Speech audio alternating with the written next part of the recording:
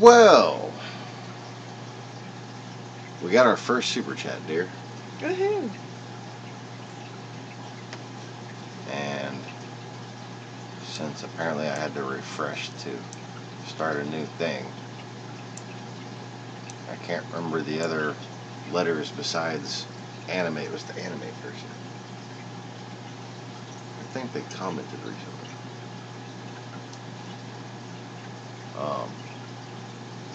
Thank you.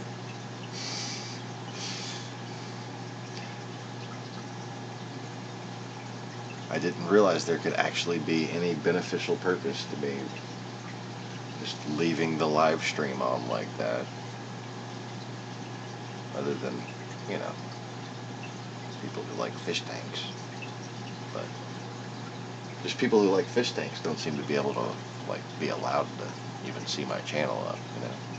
You know, a lot of people just want a fucking fish tank to look at. Before I had my fish tank, I just wanted a fish tank to look at. I still, you know, I have my own fish tanks, and I still watch other people's fish tank videos.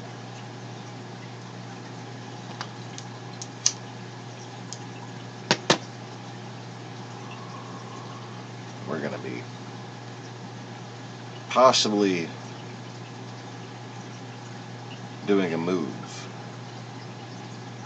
or two. I gotta go feed these guys over here. And I'm gonna inspect to see if I can see just a single white spot. And maybe late tonight they'll get moved. See, it's been 5 days for the yellow tang, 3 days for these guys. And normally that wouldn't be a long enough time to quarantine. Okay, that's not a recommended quarantine period. But as we discussed, or as I told you on the previous little live stream, I kind of got distracted and overflowed this quarantine tank from my main system, and my sump was almost empty, and I had 2 fish down there, and I panicked, and I started scooping water out of this tank and putting it into my main system. So, you know, quarantine was breached. There's nothing. No reason to really be paranoid of these fish after that. You did get my message about putting the 2 tanks together, right? Yeah. We do. We don't have that kind of thing. Even if you put them in together, but it's because they'll like pair off and start bullying. Huh. You need 3 to keep, and like 5, and like an odd number to like keep it off balance. Alright. Well, we're not putting 3 tanks in there, so there's going to be 1 tang a tank, I guess. Yeah. And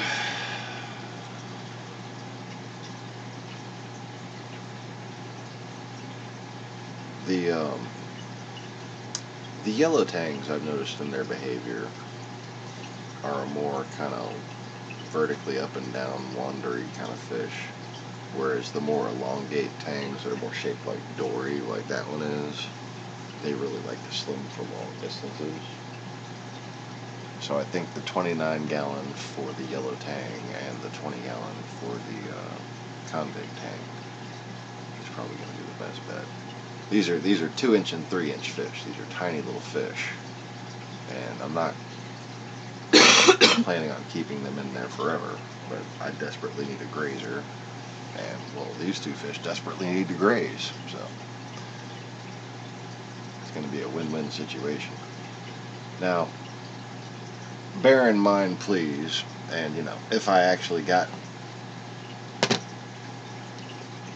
allowed to show up under, you know, live streams for people who are interested in animals, right? As I should be showing up by now with the amount of work that I put into this channel and the amount of content that I provide. There would be people in here on the chats right now saying, that tank is too big, you need a 55 gallon minimum. It's just a baby. No, it doesn't matter. It's a yellow tag. It needs space to swim around. Okay. Arbitrary tank sizes that you can Google. There's reasons why that shit's for beginners. I've been doing this for 30 years. I know what lateral line stress looks like, for instance. Just the slightest bit. Speaking of lateral line stress, I think one of my kids is getting some lateral line stress outside. What's all the screaming about? You having fun? You okay? Oh, B? Well, there's lots of them around here, so you might want to stay over by your house, okay?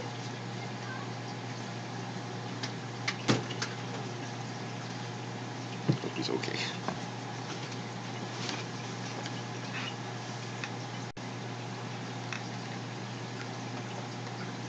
It's the autistic boy from next door.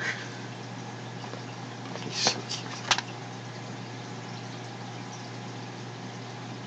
You ask him a question and he opens up on the thoughts. I absolutely love that about autistic people.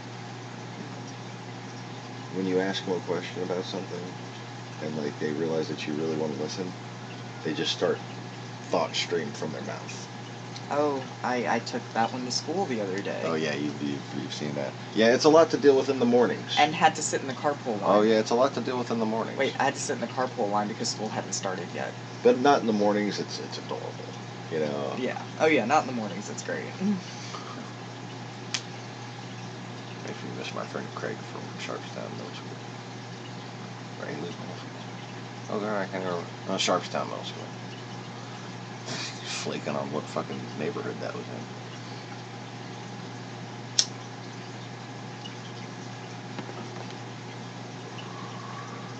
He and I, although I must admit his talent greatly exceeded mine, had a gift for memorizing commercials. And we would sit there and go back and forth and act out commercials to each other. Awesome. It was great.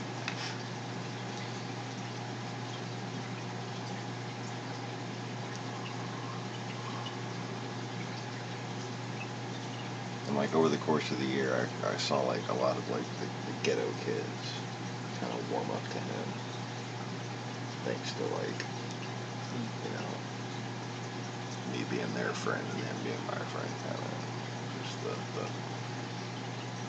that outward displays of hilariousness that we wound up getting into.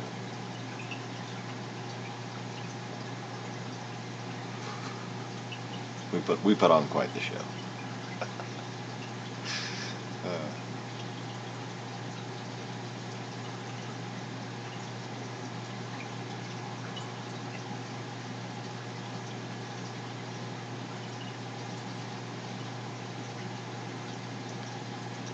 remember this one white kid, like gold chain G money, started like actually being Greg's friend. Cool.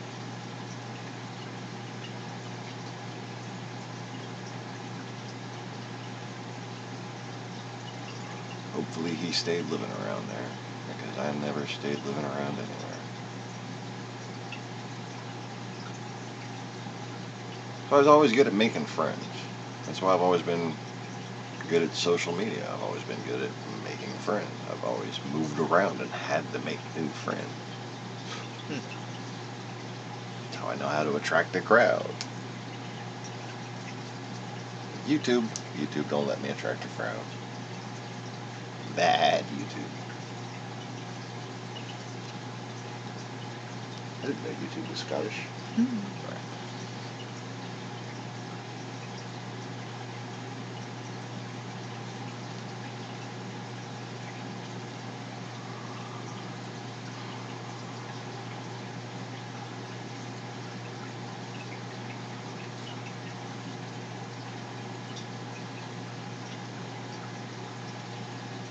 John Bolton.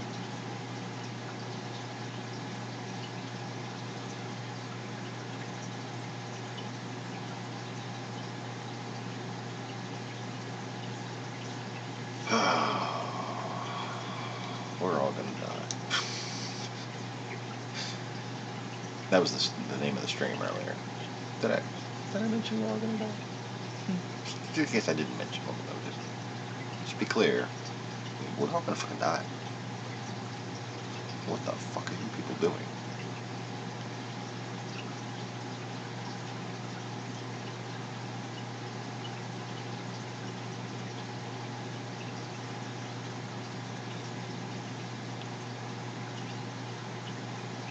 Oh, you know, this whole thing with Joe Biden and Donald Trump pissing match or whatever, I think it's hilarious. I think of all the old man fights I've ever seen, that would be A, the most hilarious, but B, the most one-sided. Because, last I checked, and this was only 2 years ago, Joe Biden walked 2 miles a day and pumped iron. Joe Biden is a stout motherfucker. And he did not grow up with a silver fucking spoon in his mouth. He is from Scranton, Pennsylvania.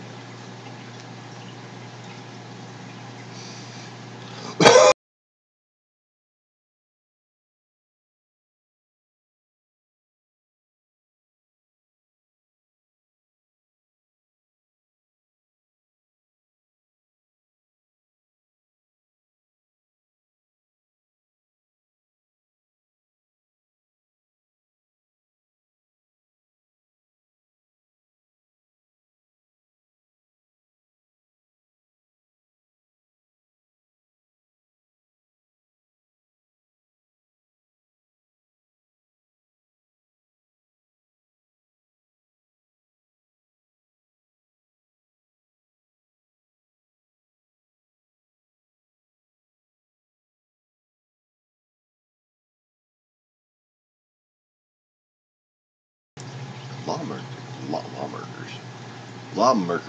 say Zuckerberg's testimony is needed.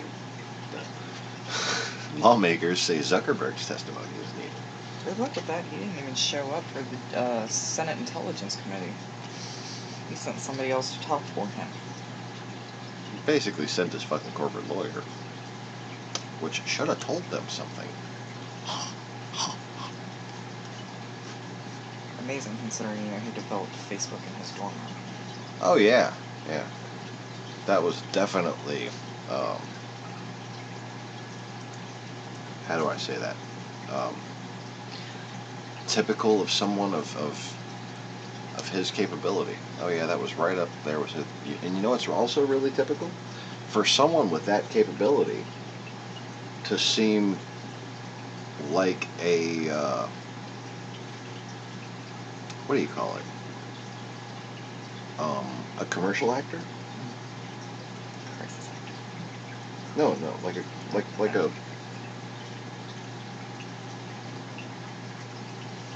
like a pick your product salesman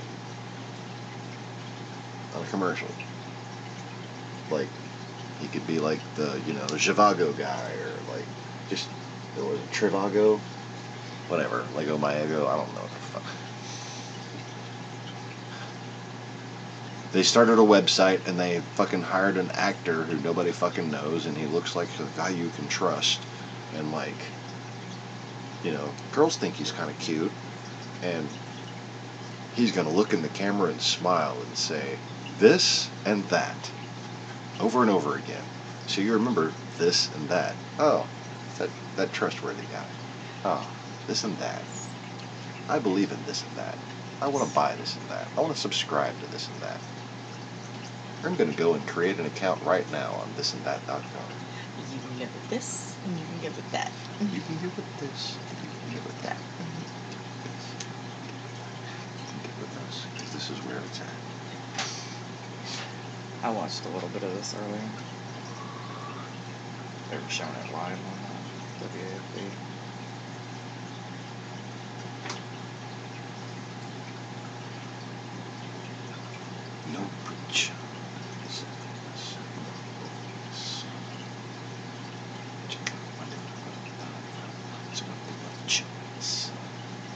You got that song in my head, man.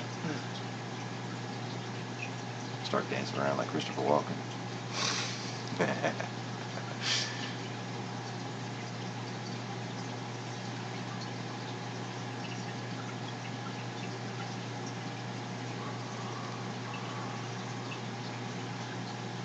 Oh, for fuck's sake.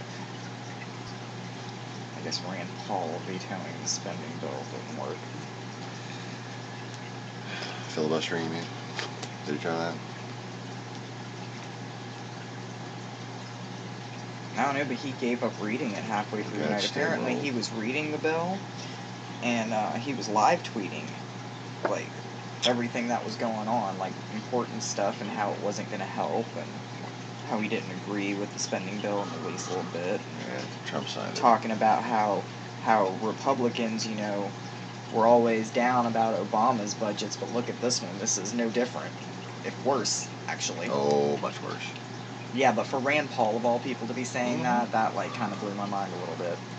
And he was live tweeting his whole experience last night until he gave up and just couldn't read anymore.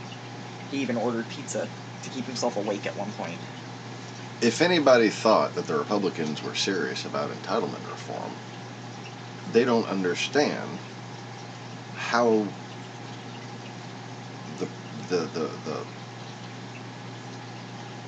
the spiritual pattern factors into everything.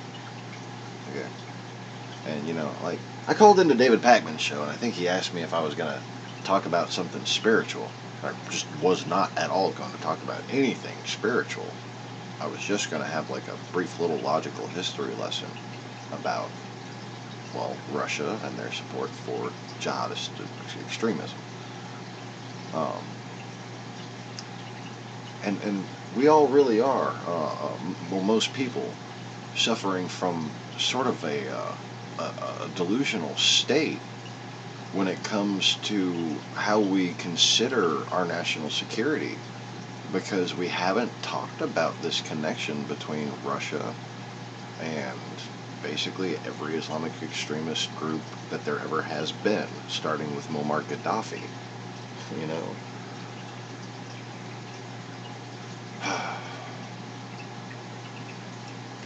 I strike what the fuck I was saying, because I'm like doing stuff with my hand here. What was I saying? I don't know. You don't know? Russia, Pakman. Oh, yeah. History lesson, spiritual. See, I remember keywords. So, the Republicans give away their intentions through their accusations, and I've called this the principle of the voice of the accuser. And it's about pride. Okay, now as I said, pride was one of the three unholy spirits.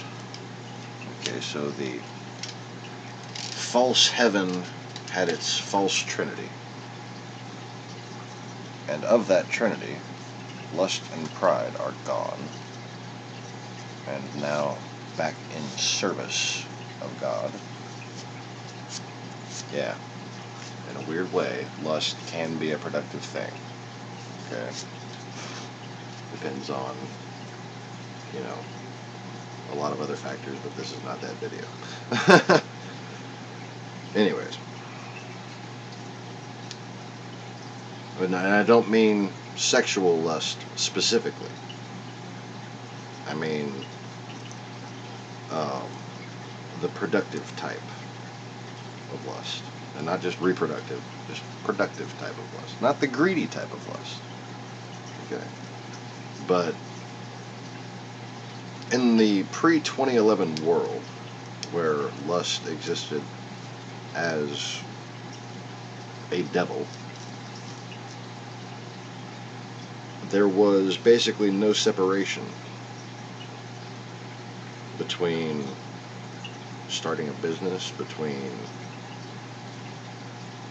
shacking up with a girl, etc. and moral thought. There was this idea that it didn't really fucking matter anymore. As long as you were having protected sex, just go out and fuck whoever you want. Okay? If you notice, people don't really want that anymore. Have you noticed that? People really genuinely, even like in the media, people have gotten over that kind of whoredom. Isn't that great? Now there's a whole new kind of whoredom. And it's the power wielded by deception. This is a war with the God of war. Now understand this, little dearies, while I am here to help you, I told you that one of the basic constructs of how I challenge myself and thus create scenarios that test free will for all entities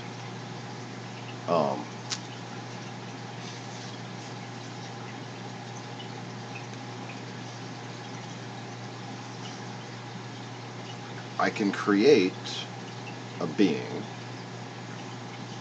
or excuse me, let me stop sounding like a crazy person and I'll speak in third person. God can create a being that is more skilled in its specific area than God is when he manifests in a, personality at least. Or in this reality, should I say.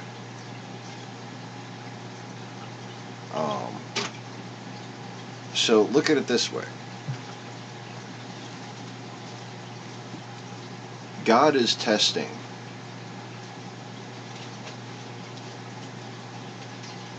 a being and testing all of humanity and testing the plan of reality itself against a conflict between a being who is better at war and deception as war, than he is. Okay? Now, there's two types of combat. Combat is not war per se. Combat, as you may know, can be done sportingly. And back in the most ancient of times, death was a lot more like how it occurs in video games. Reality was not yet physical, and everything was based on agreement of imagination.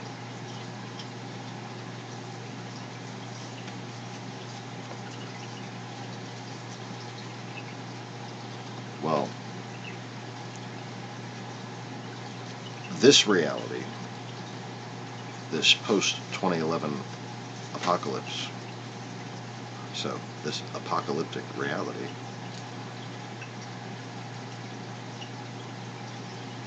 it's not going to be war that defeats war. It's not going to be hate that defeats hate.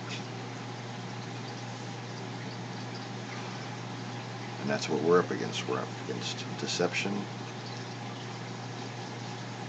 and the loathing that comes with iniquitous fear. And there's not a language for, there's not a word in this language for what that defiler is. But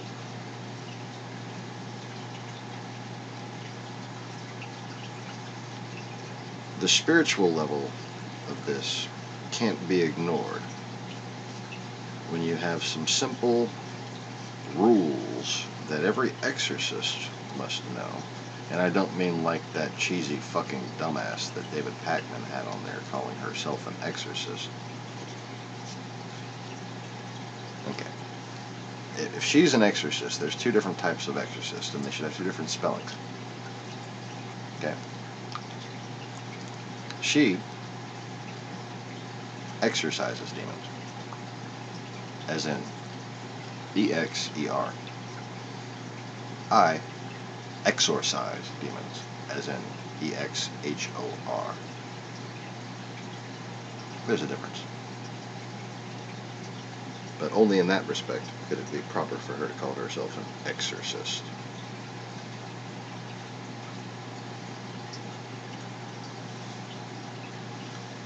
Now,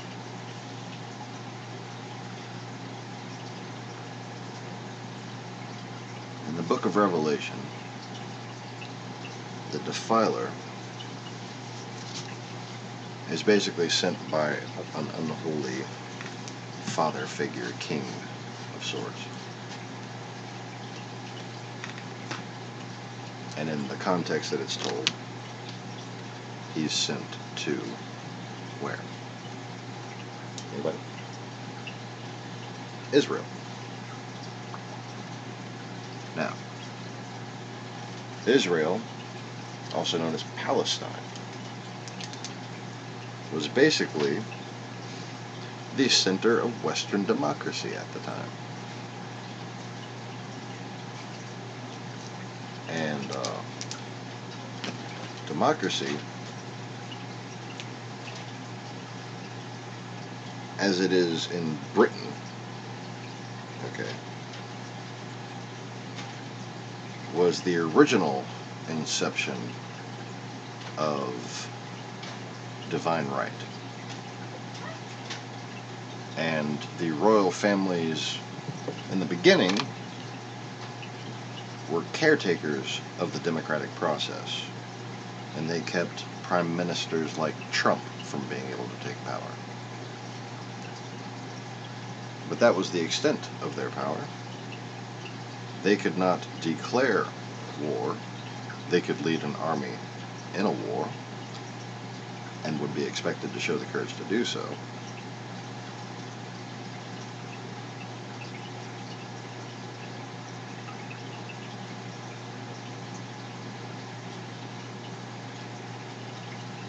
But Palestine was a place where people from Asia, Persia, Africa,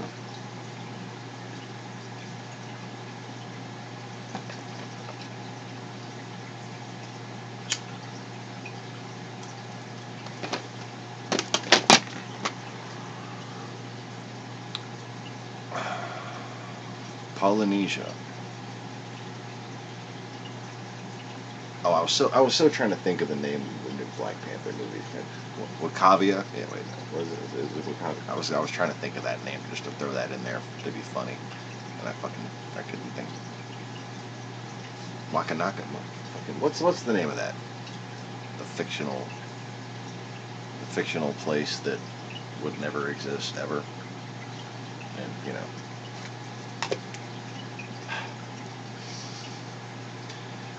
By that I mean that movie has basically taken upon itself a false narrative that blames exclusively America and the West for, well, not just slavery, but Africa's lack of technological progress in general.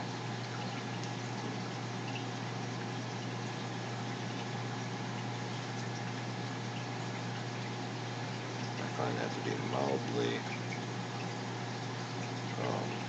disturbing, considering how important it is that in this time we not go through hyperbolic disparagement of reality that reinforces certain propagandized viewpoints. We should be more aware of certain propagandized viewpoints when mass media condones a film like that. But unfortunately, this propagandized viewpoint that America is just so bad, did all the evil and all the wrong, and poor Africa would just be so great if it wasn't for America and those annoying white people from Europe.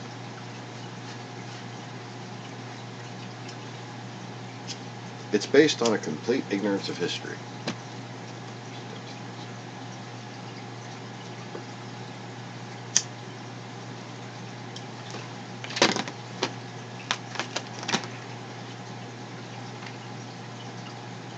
And a lot of that starts with that time in Palestine.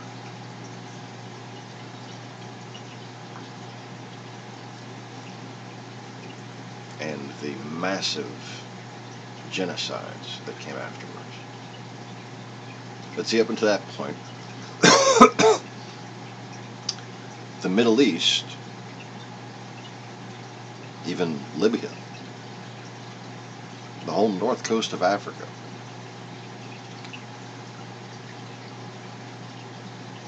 all of the central Middle East, all of Iraq, Syria, Iran, all the way to Afghanistan, all the way to the Ganges.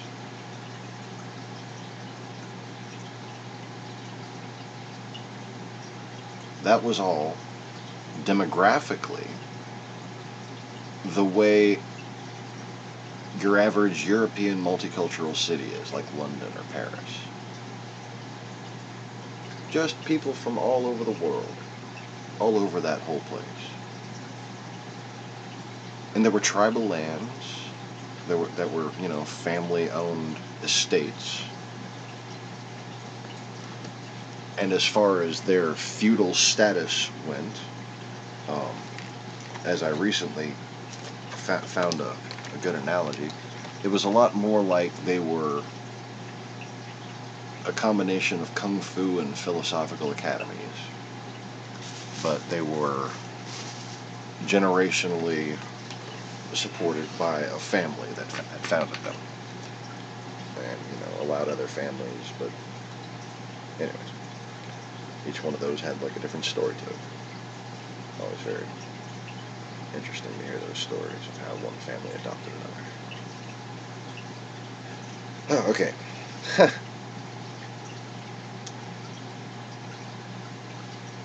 But picture that, and picture Palestine at the center of it.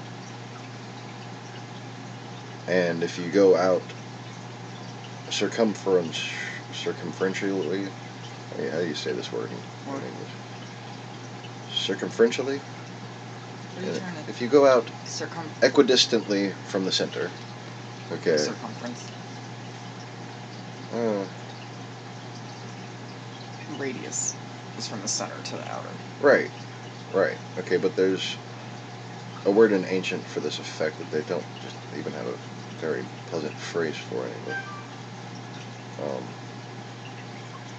But outward from the center, and an equidistant, at an equidistant radius. Yeah, there you go. Generally speaking, not exactly. Then you had the bordering kingdoms, which were basically where the elders of the first different tribes, and I don't mean the 12 tribes of Israel, okay? The first different tribes of man settled. I'm talking about the sons of Noah. And these, people look for them as being founders of races. To some extent they are.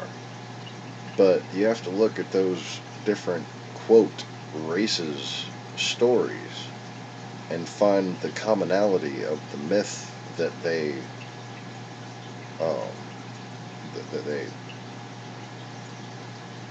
cling to, or have preserved over the years, the mythos that they've preserved over the years.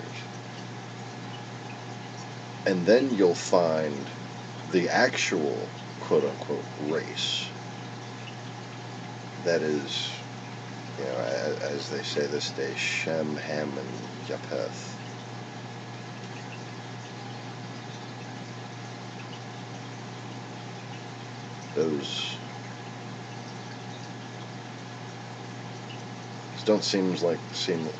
They don't seem like the right names to me. What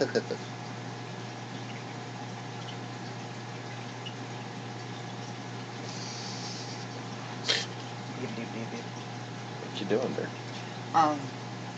My new coworker has an issue. Her in-laws have an issue, and I'm doing some research for her in a field that I happen to know very well, along the lines of successions and how one was not done legitimately. Ooh. And so I'm helping her research what the options are. Because she came to me this afternoon and asked me how much I knew about successions, and I laughed at her for 5 minutes, and I said, "Oh wait, you don't know?" Everything. What do you want to know?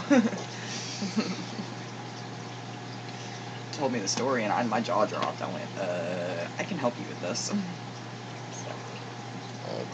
So I'm being a good friend and coworker.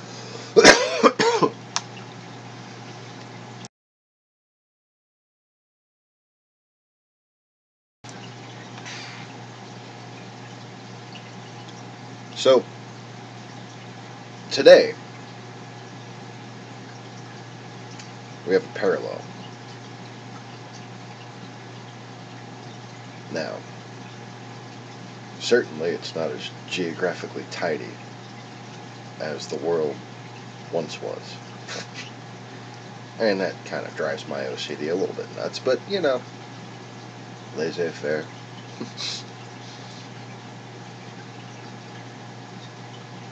Well,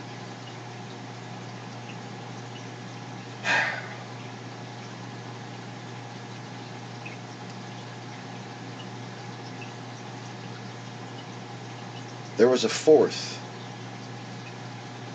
corner nation.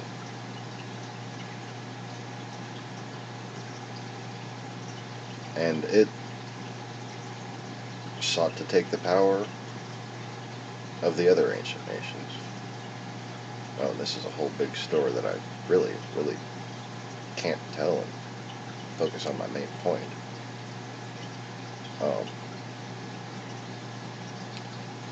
But anyways,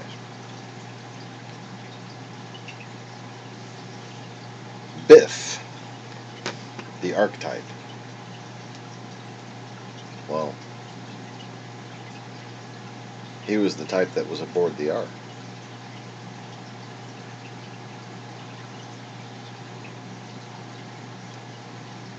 The last of the sons of Cain. Noah gave him a free pass. Biff, the archetype.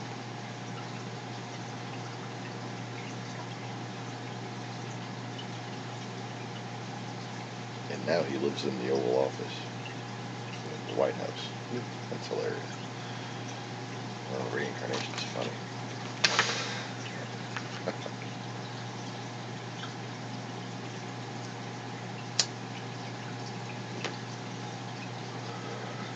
And he thinks, he hopes he's friends with Putin. Yeah, he's been friends with Putin for a long time. A long time. But anyways, during this period, there were distinct corners to the earth. And I suppose that's where the reference to the flat earth being square comes from. But before the discovery of the Americas, there was not a whole lot of practical reason for any sort of globe to be introduced, any sort of globe to be theorized. There was a distinct understanding of star patterns on a circular disc, and that circular disc overlapped the square. The square and the circle and the square. Yeah. That's where that symbolism comes from. It comes from the four corners and the star map. The four corners being the four family of most ancient people that were allowed to survive. But one of those families was not of Noah's blood, as you know, and they settled in what is now known as... Anybody? Anybody? Where did the sons of Cain settle after the flood? North. Chechnya. Northwest. Directly north of where the ark landed in Armenia.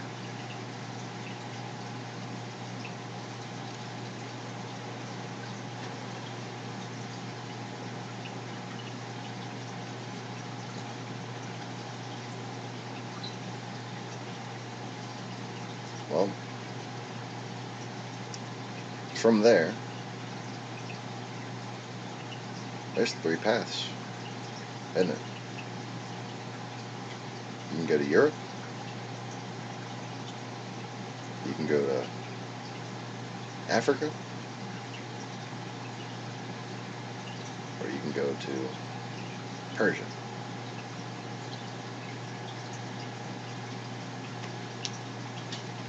And that's how the world was settled.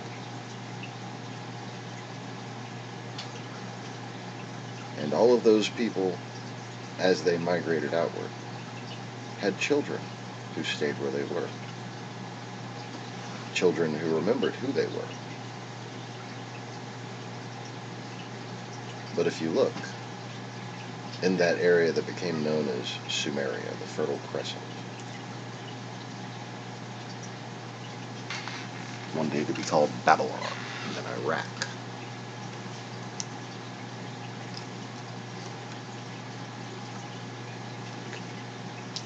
There's a wall of mountains that separates where this peaceful community developed and became a confederate city-state nation of laws,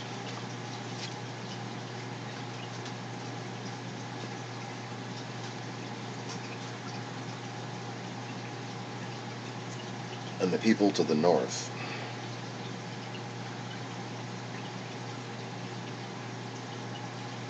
became iniquitous.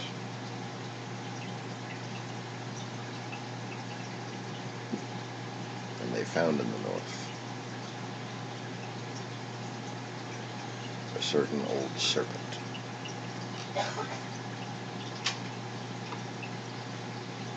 A dragon.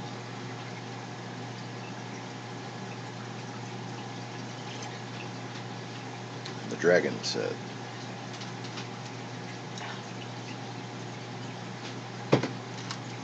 "Bring me the mother of the gods, and I will make you as gods." And the world has never been the same.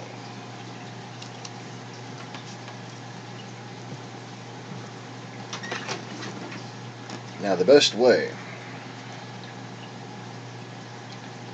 to get a hold of the mother of the gods,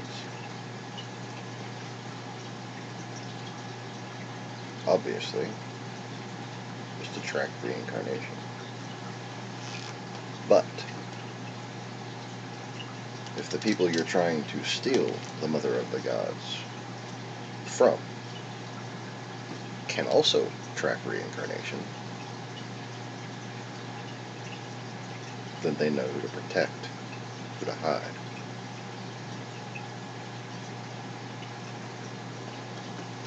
Who to rescue from Yugoslavia, for instance.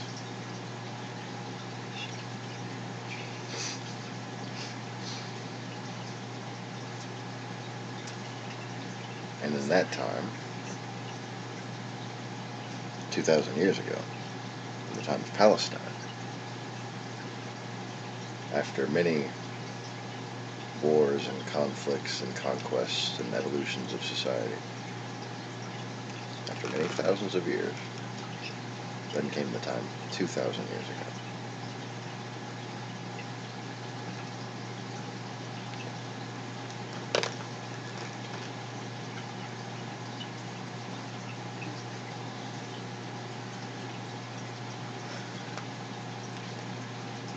And the mother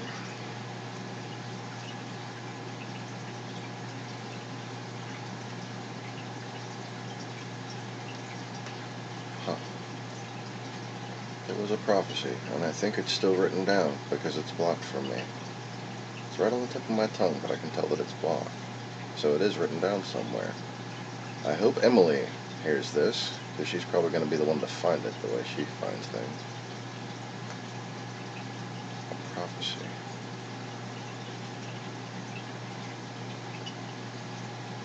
About someone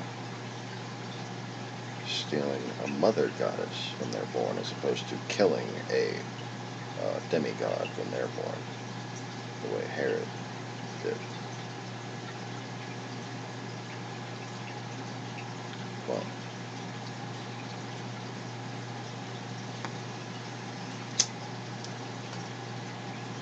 obviously the strategy has evolved since then.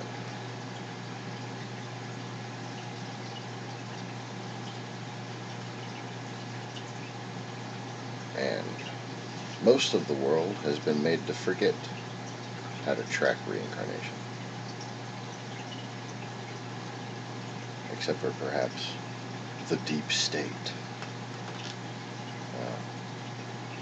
Well, that suddenly made it sound good.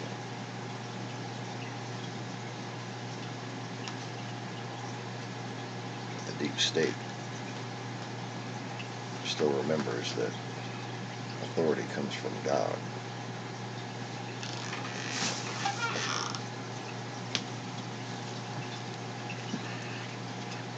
Well, like that time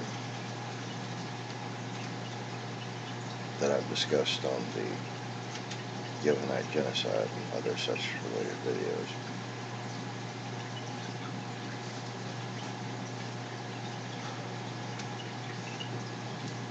this time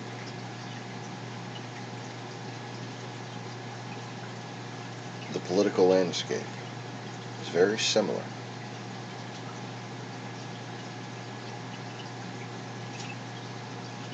The way the world feels, the chaos, everything is very similar.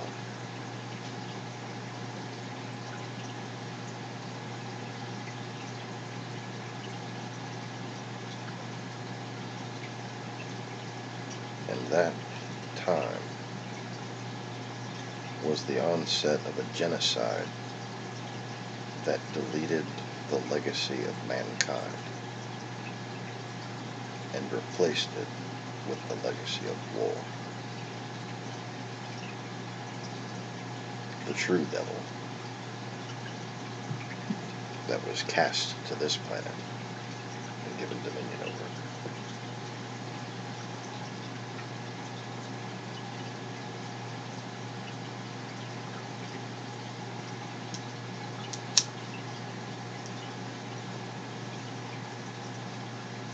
And who was even able to prove the unworthiness of man at one point.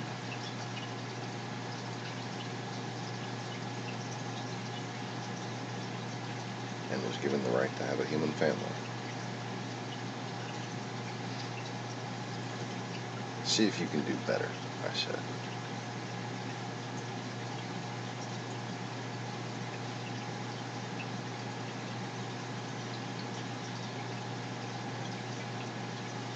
And then he killed me.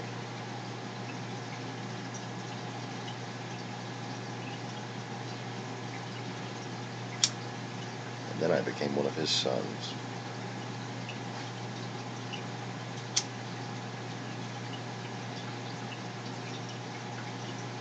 Isn't that fascinating?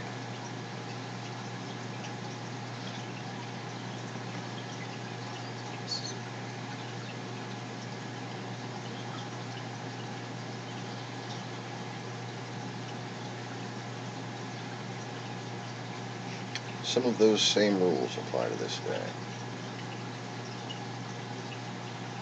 And, well, I wouldn't and shouldn't have it any other way.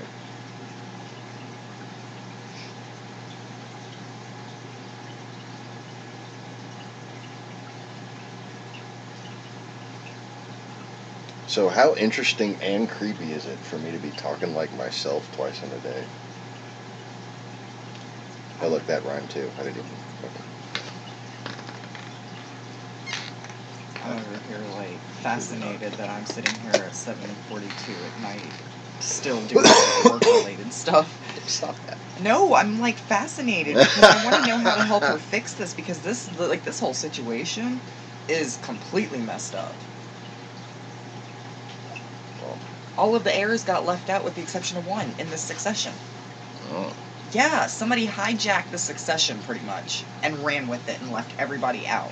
And there has to be a way to challenge it, and that's what I'm looking at. Justice, man, justice. That's what I'm all about.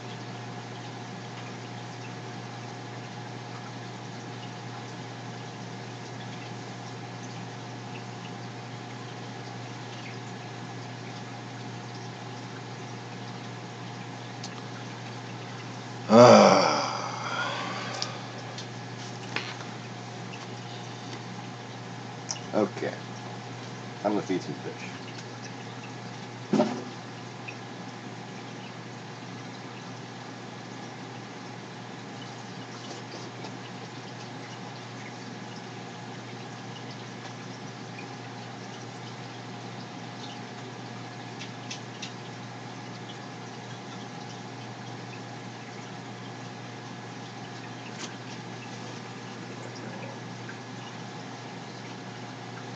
Hey, babies.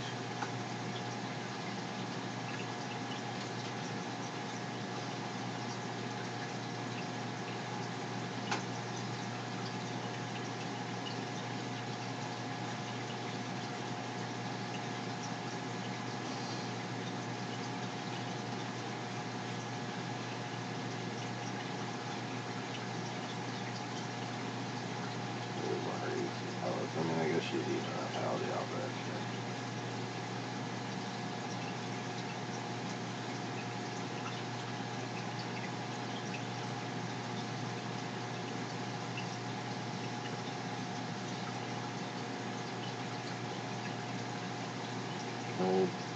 Don't bite Martha. Just because she got in the way doesn't make her food.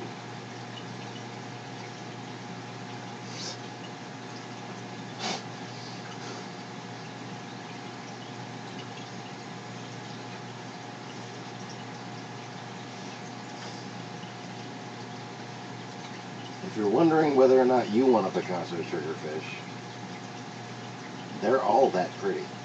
They all have personality like that. And they all have their own temperaments and ways that they interact with other fish.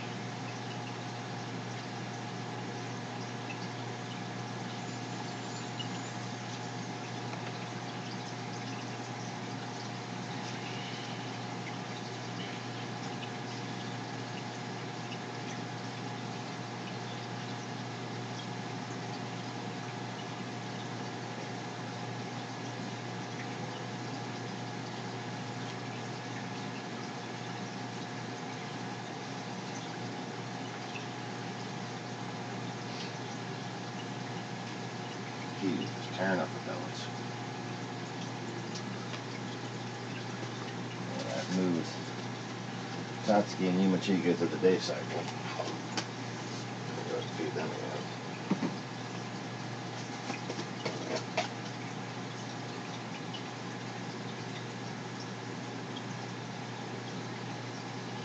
Tatsuki!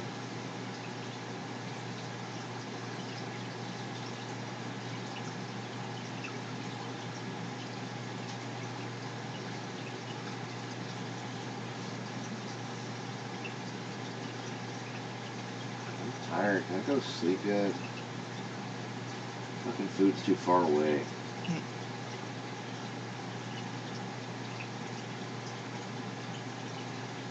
Okay, but you'll be hungry tomorrow. the hermit crabs are gonna eat well.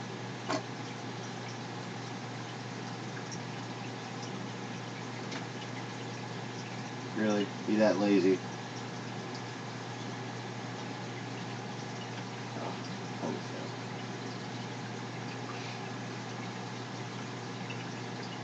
There.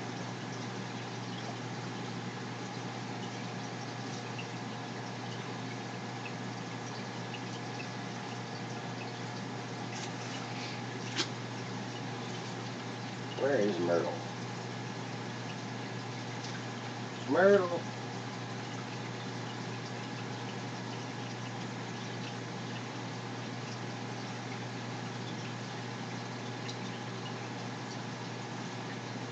Myrtle!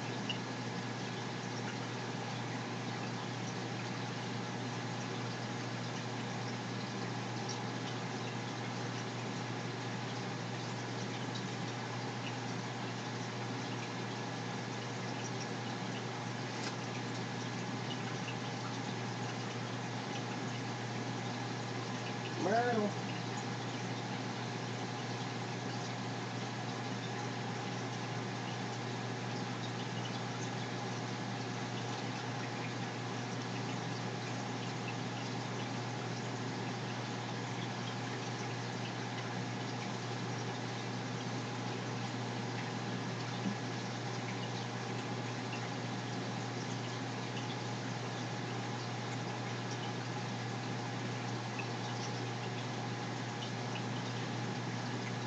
Oh, there's Myrtle. Hi, baby.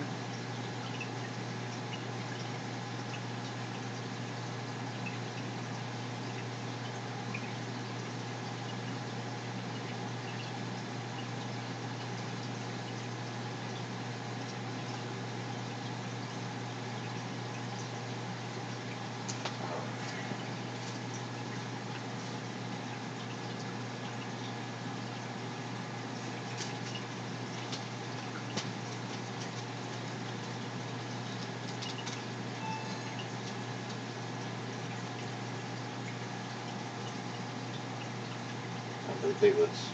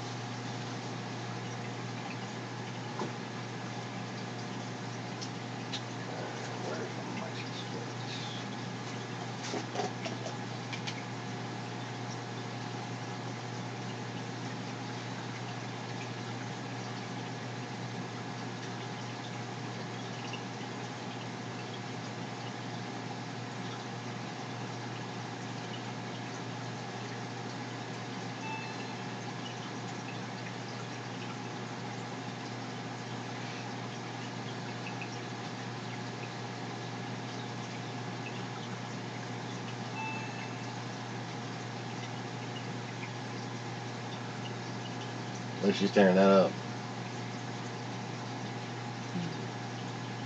Did you tell them that we named her? Yeah.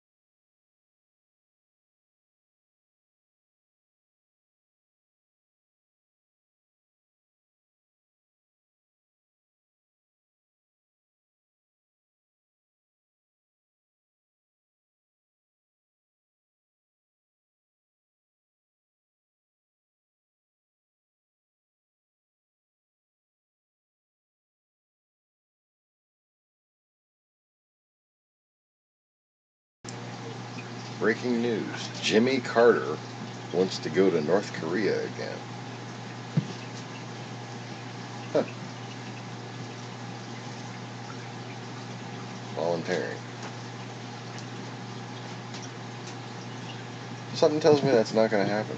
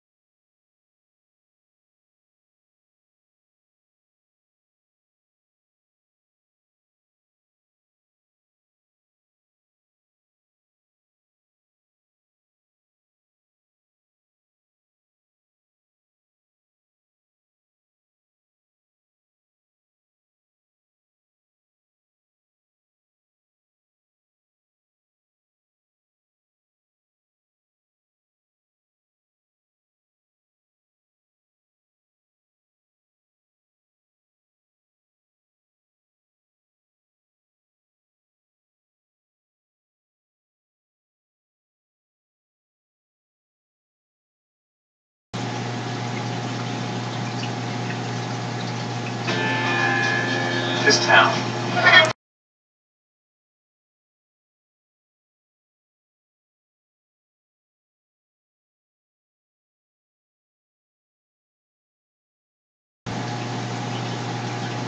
After issuing a veto threat to the omnibus spending bill this morning, the president then suddenly announced that he would hold a, quote, news conference this afternoon. It was called so quickly, White House staffers barely had time to set it up, except, I should note, with the exception of a couple questions from reporters on the president's way out the door, the president actually didn't hold a news conference at all today. But that wasn't even the most unusual aspect of the non-news conference, news conference. Dare I call it a fake news conference. Nor was it a bill signing, although the White House did bill the event as that as well. The bill was not signed during the event. This was more of an airing of grievances, frankly, Festivus style. We're going to get onto this ridiculous situation. Oh, it's always been a problem for our country. And nobody more disappointed than me. Not happy with $1.6 billion. The target of the president's ire was the omnibus spending bill just sent to the White House. I say to Congress, I will never sign another bill like this again. I'm not going to do it again. Nobody read it. It's only hours old. Some people don't even know what it is. $1.3 trillion. Well, President Trump is not wrong that the appropriations process on Capitol Hill is pathetically broken, and it has been for some time. But the president's proposed remedies seemed a bit off. Take this one. And I'm calling on Congress to give me a line item veto for all government spending bills. Okay, so one small problem with this. There was a Supreme Court case about the line item veto. It was back in 1998, 20 years ago. Clinton versus the city of New York. The line item veto 20 years ago was deemed unconstitutional.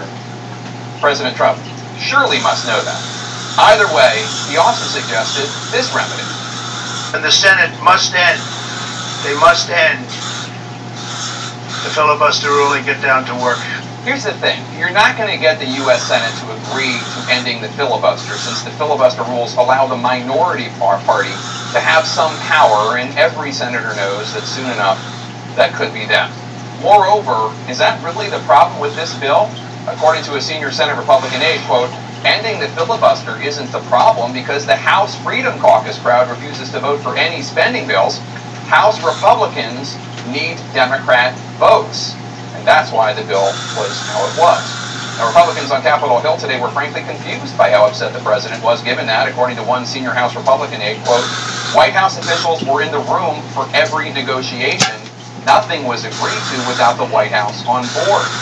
President Trump seemed most upset, perhaps, about the fact that Democrats balked on a deal for DACA. That's the program that benefits undocumented immigrants brought into this country as children.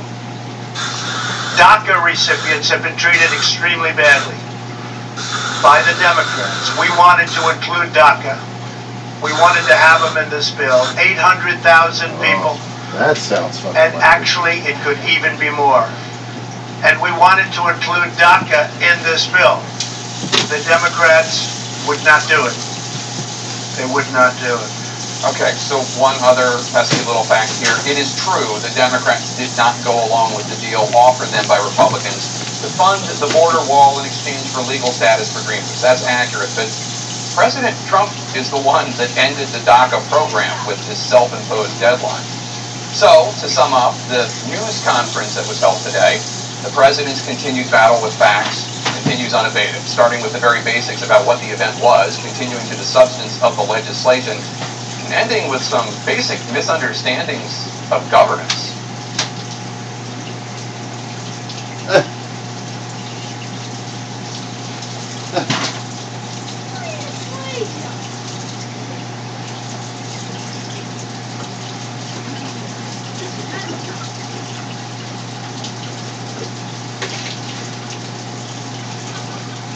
That again, dude. What? Read that again.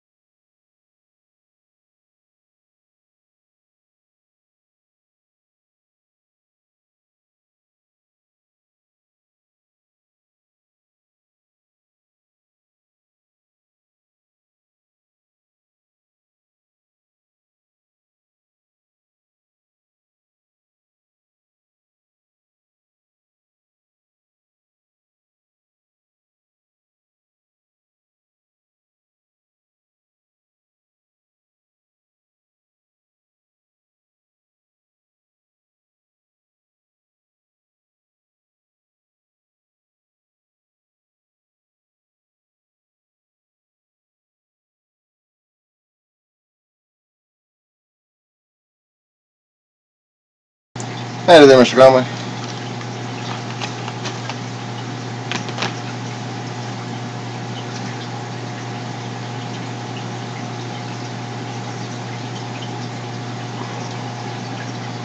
So wait, the Dow plunged 724 points yesterday. What happened today? That thing just came up with the Dow.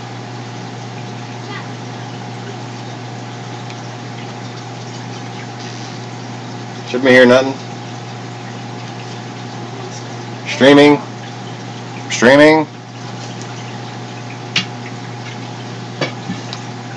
I pretend to be like sane people just for a little while longer.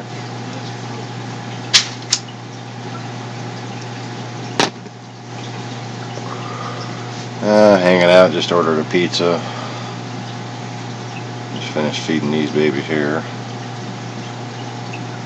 As you can see, they're both pretty damn happy.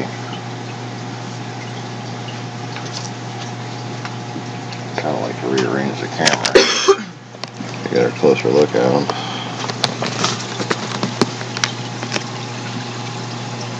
And you know, after a week of trying to get my children to clean their rooms and basically seeing it just get messier and messier every single day,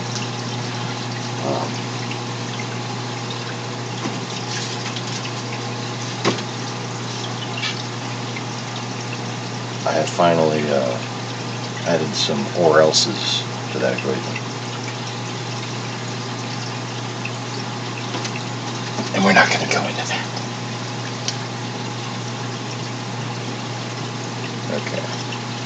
And what was the thing I had the camera on? Oh, there it is.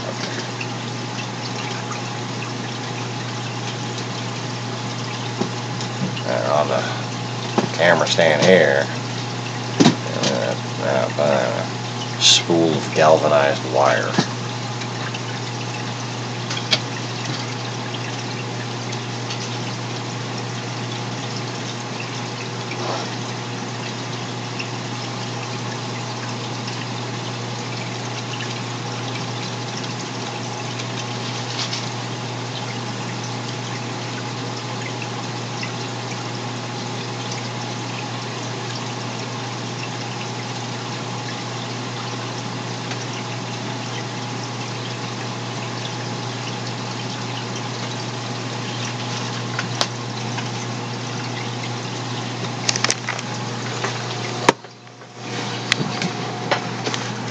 Oh, that ruined it? A little bit.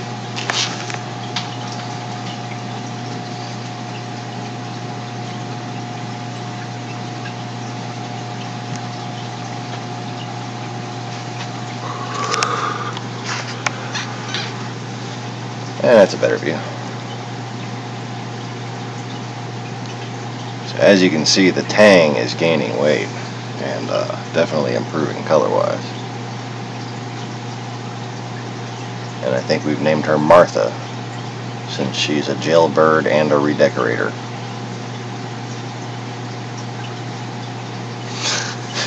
Your mess is outside.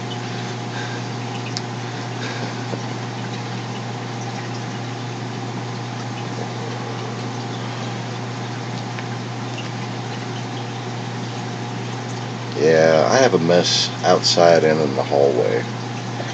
My outside mess, I no longer, I disown my outside mess because my outside mess is in my shed and it all flooded, and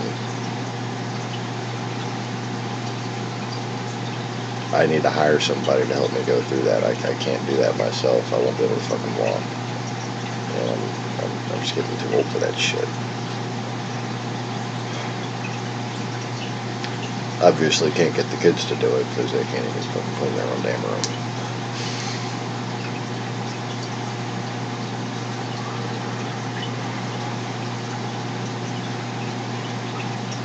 Look at Martha. Mm-hmm. Noticeably thicker when she swims towards the camera and everything.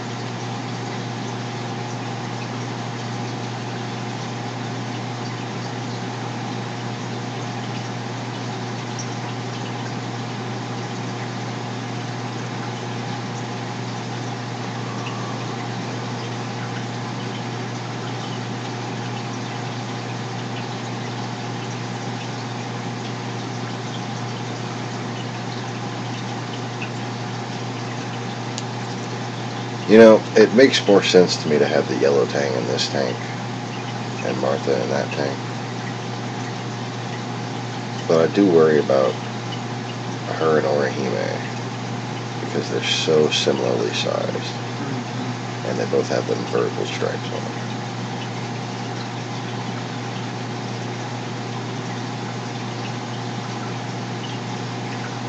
Whereas I think the yellow tang would largely ignore Orihime, I think. Orihime would certainly ignore it because its yellow tang is a bit bigger. Same length, but like taller. Oh yeah, these two are doing good.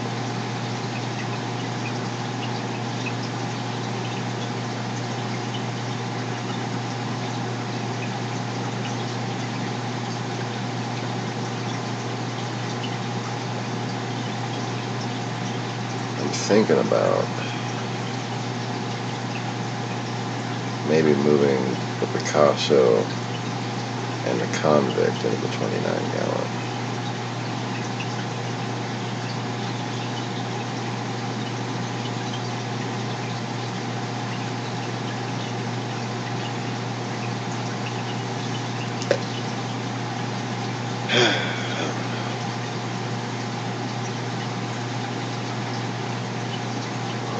Now see, if my channel was actually allowed to be shared and stuff like that. Yeah, let me go ahead and share my own stream here in true Trumpian fashion. That's what you have to do to spread information now. You have to share a stream.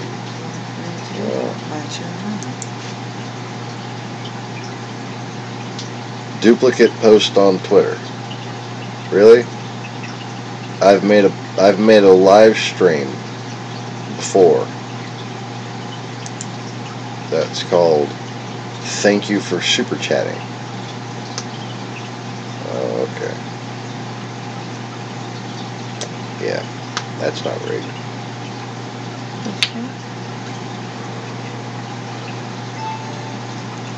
Yeah, because I have the LostBegotten fish room on there.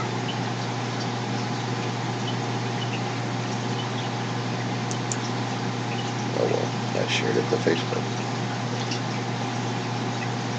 Allegedly. Oh yeah, wait, I took you off and it's all like popping up. Yeah, see. I scrolled. Actually, I came across your one from earlier.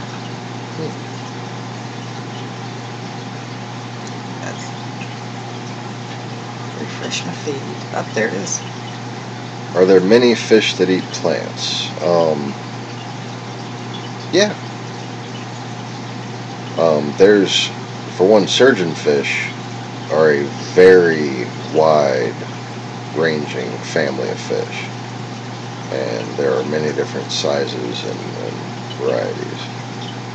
But then you also have rabbitfish, of which the most popular is the fox-face variety. There's quite a few of those too, and they live all over the place. They live in cold water and subtropical rabbitfish as well.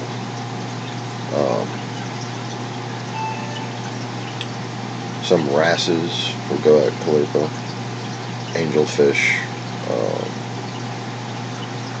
Like Orihime is a grazer, but she grazes on like sponges and little polyp worms and stuff like that, as well as algae. So she's not going to keep anything clean. Now, rabbitfish doesn't look like a rabbit. It's like maybe the face kind of looks rabbitish. I don't know why they call it a rabbitfish. I've never seen one hop. It doesn't have ears. Never seen it eat a carrot. Never see it. Ask a doctor what's up. Yeah, what's up, doc? Oh, I think I can do that better with the toothache.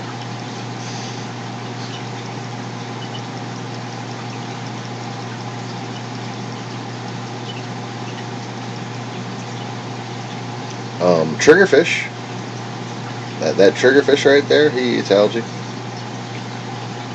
He pretty much eats anything that looks interesting. He'll eat it once, spit it out, chew it up a couple more times.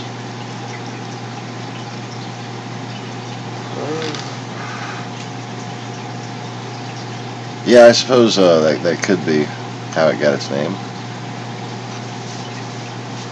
Somebody realized, man, it's cleaning all the algae out of my tank. It's fucking grazing like a rabbit. That could very well be Mr. Combo. Joey! Well, we got some shit How's it going, little brother? in town tonight. We got some shit going on in town. Yeah, apparently helicopters are circling over Fenwood. Ooh. And Scenic, and not only that, but there's Fenwood and Scenic. That's over Scenic and Rollins area. Yeah, like we're towards the hood, but not quite. No, like we go all the way down to Scenic, and just like the next street over that you can turn left at to come like back towards this way. Oh, so in the industrial area? No, no? I'm not talking about Old Scenic. I mean, I'm not talking about not 61. I'm talking about Old Scenic Highway. Yeah. Take our street all the way up, go Okay. left. That very next street that you can go left on. Oh. So right there. So just towards the industrial area. Wow. Barely. It's like barely past where we are. Yeah, halfway there. Apparently they've got cops on ATVs and the helicopters are circling, and they've had a couple of cruisers going through the neighborhoods. They're looking for somebody. Oh shit. Right.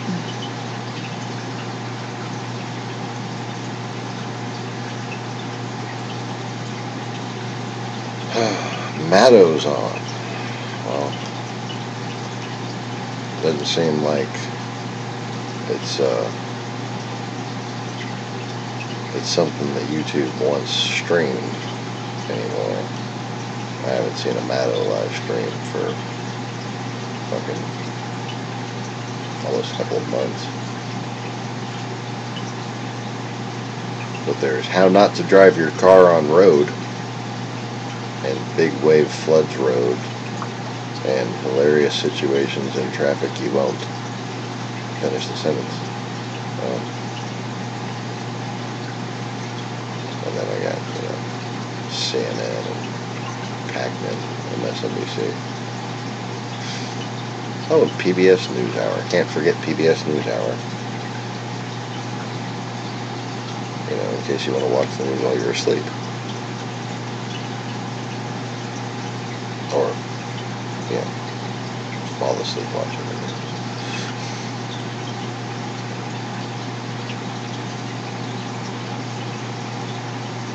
No, Joey, what was in the spending bill today? Or what did you tell me that was in the spending bill today?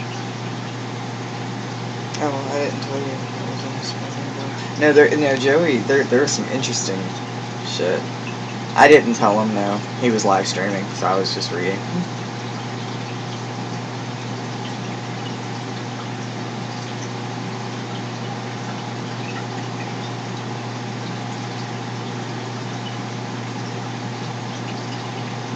Russian sanctions? Mm-hmm. All kinds of nifty shit. Oh, that explains Rand Paul. Sure. But that.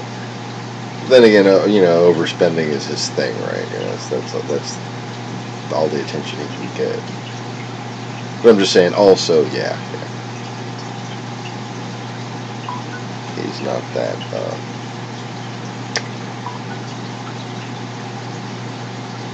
Not that trustworthy in my opinion.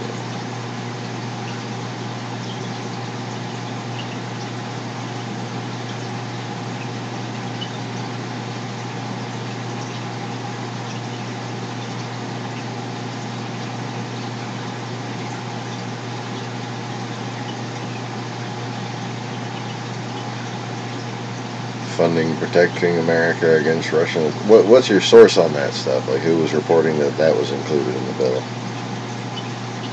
Or is Matto going through that right now?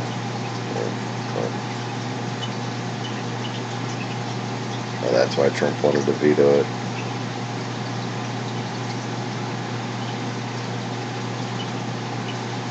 Yeah, he signed it. Paul Ryan was daring him.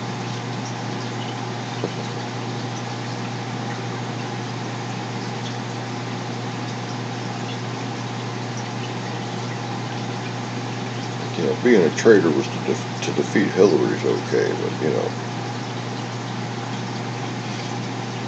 Now we have to actually, you know, protect America and stuff, dude.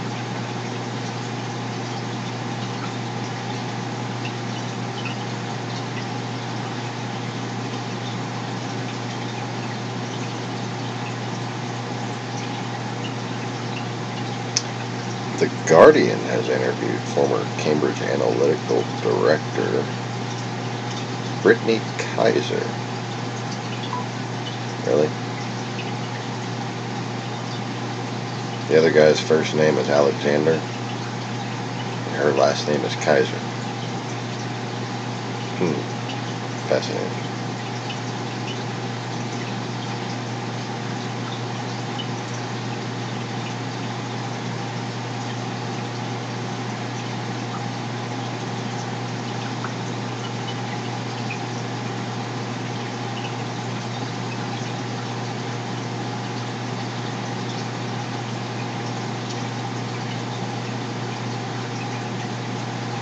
Reversed the law which prevented the CDC from investigating gun control violence. Oh, that's good.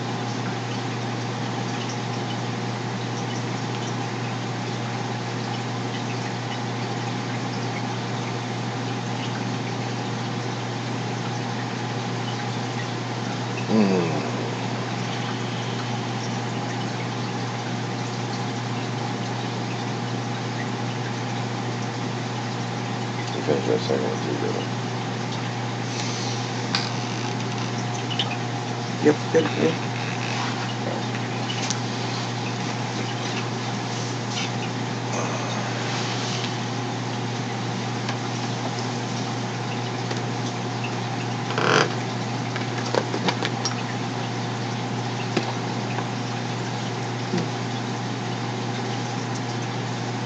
Yeah, Paul Ryan might be rounded up in trunk and pence.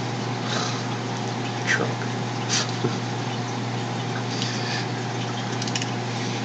Trunk and pence. It's a type of incense. Only it smells like elephant shit. But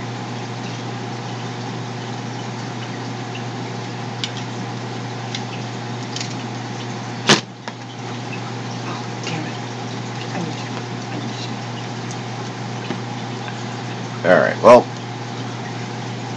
pizza's here, so enjoy the fish. We'll be back after a while.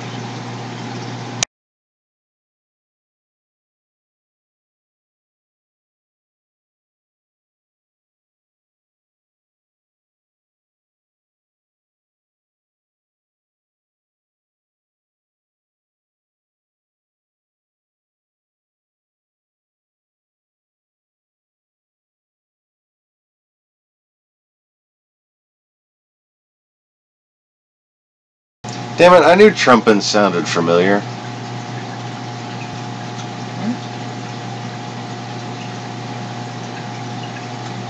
I thought,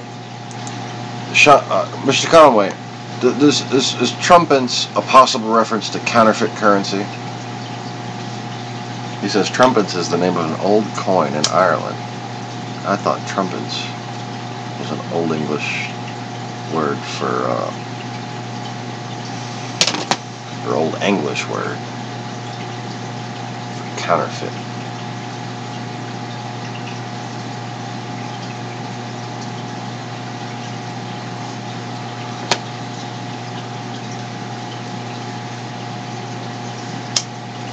Just as a combined word, you know, it makes sense, right?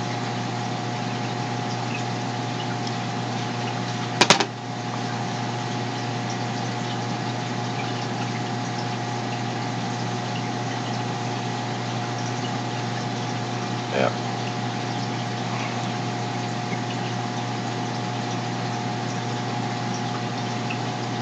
Trumpence could also be maybe like a single penny or a half a penny or something like that.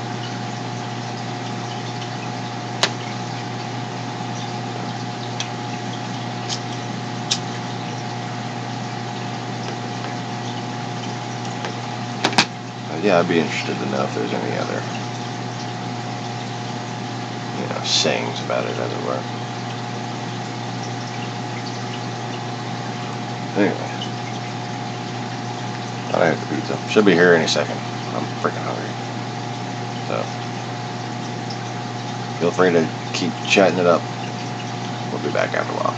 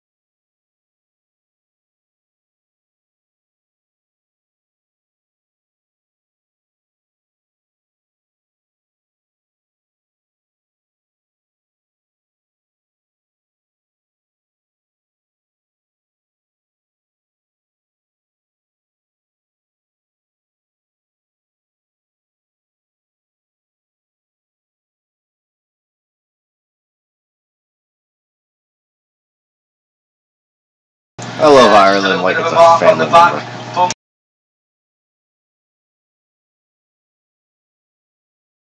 Back in my day.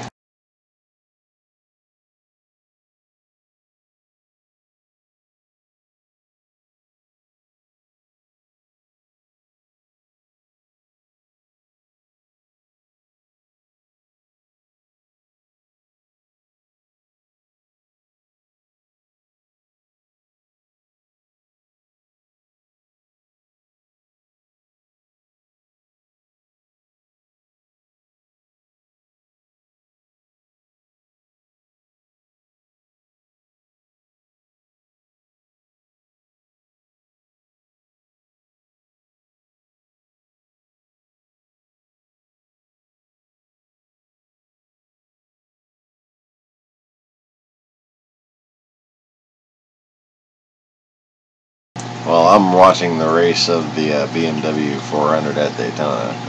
Just realized apparently I hadn't finished it.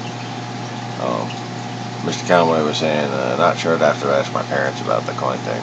Remember old people saying it to me when they'd give you a few euro as a kid.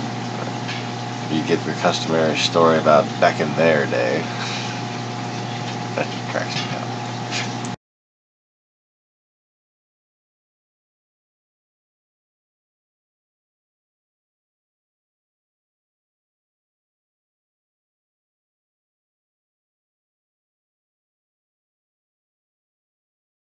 Wait, so Bolton was in a 2013 video specifically made for Russian citizens by the NRA about the right to own guns in Russia. Was he like knowingly in the video, or did they just show clips of him?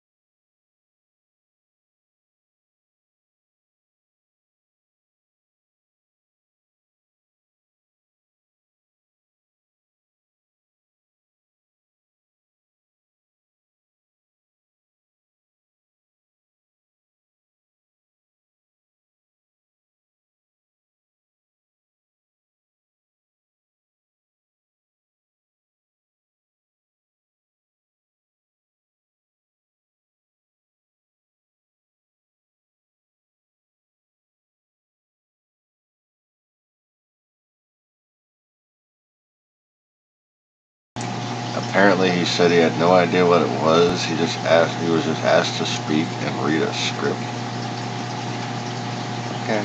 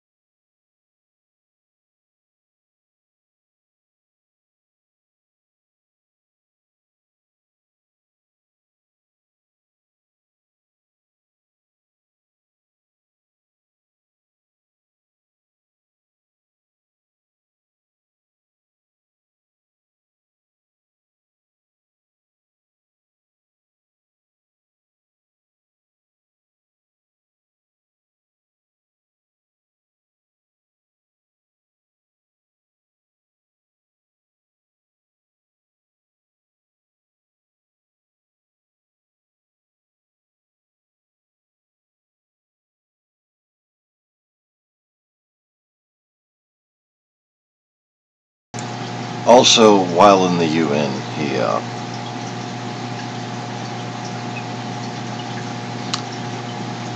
did a lot of, well, just abnormal things regarding China. And, well, Russia was allowed to begin his expansionist policy on his watch. And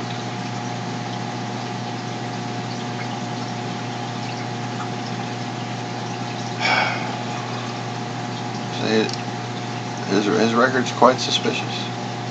I think you're right, Johnny Palmer. Some of them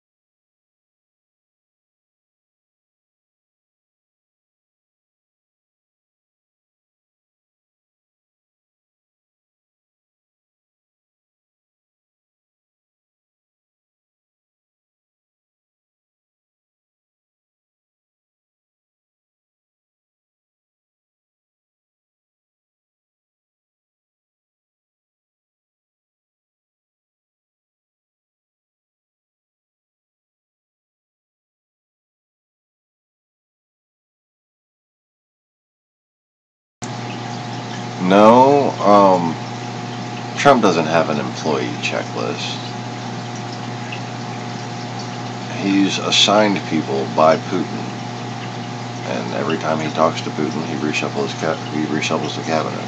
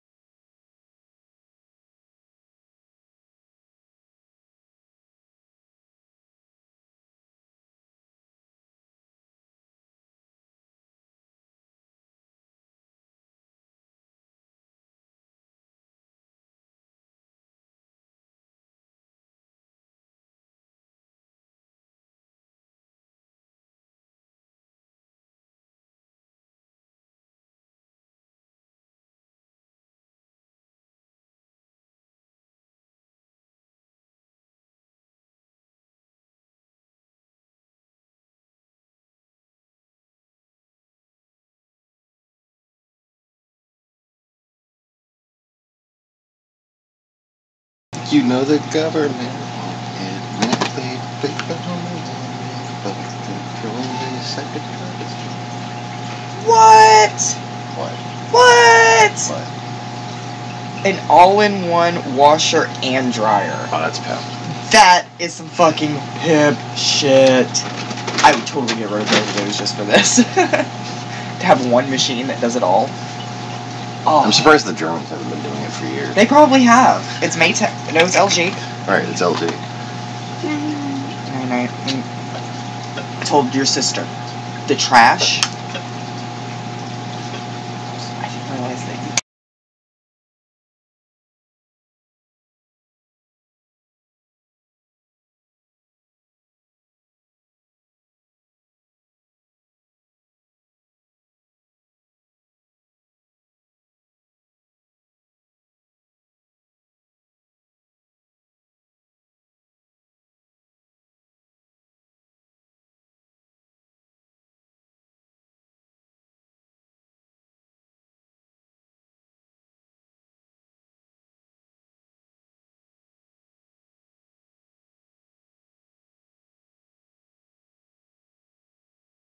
Okay, so she didn't realize that I muted the TV and started singing about the little aluminum foil thing. No, I was tripping out because about I had unmuted the microphone and y'all could hear us now.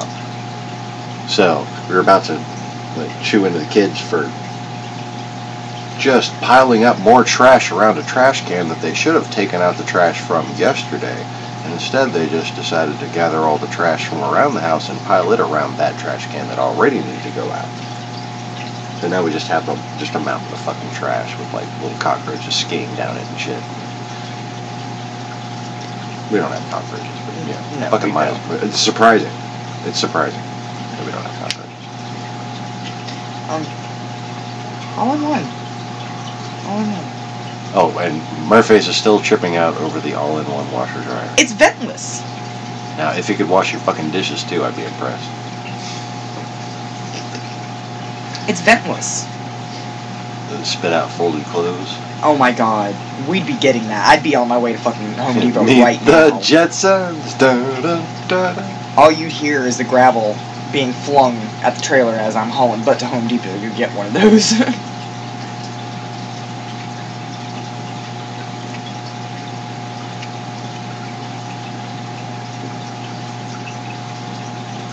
You know, the Simpsons theme song is a total ripoff of the Jetsons theme song.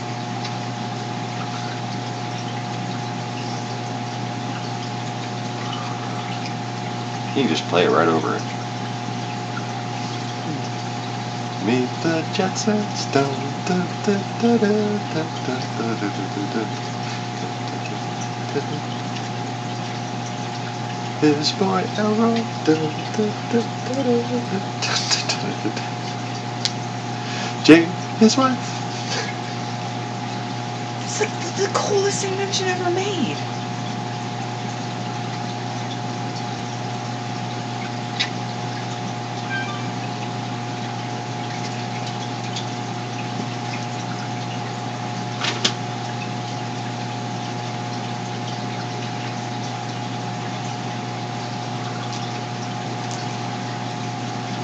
Alright, so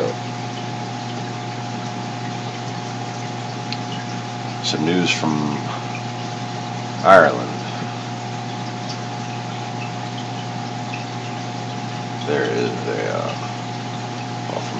a news from across the pond, as it were. A drug-resistant strain of tuberculosis in Europe. We dealt with a drug-resistant strain of the flu over here. Originating in Ukraine. Huh. And this marks 100 years since the pandemic influenza of 1918. Damn.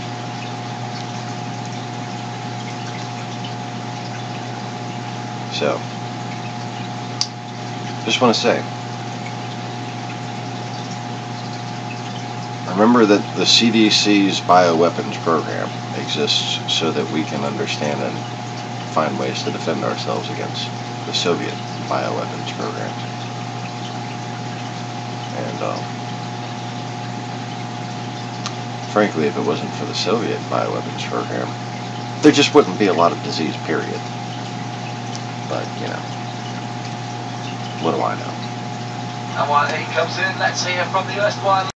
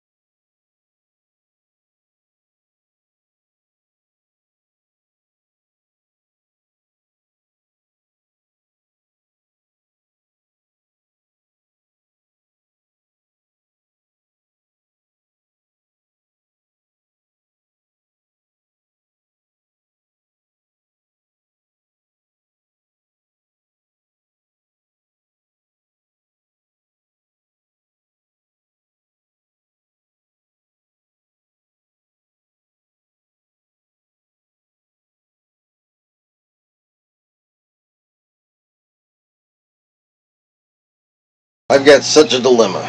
Such a dilemma. I really want to put that Picasso triggerfish in the reef tank. Like, I think that would be a great community tank look, but I'm worried about that little colony of bird's nest. You might just decide to chomp it to pieces.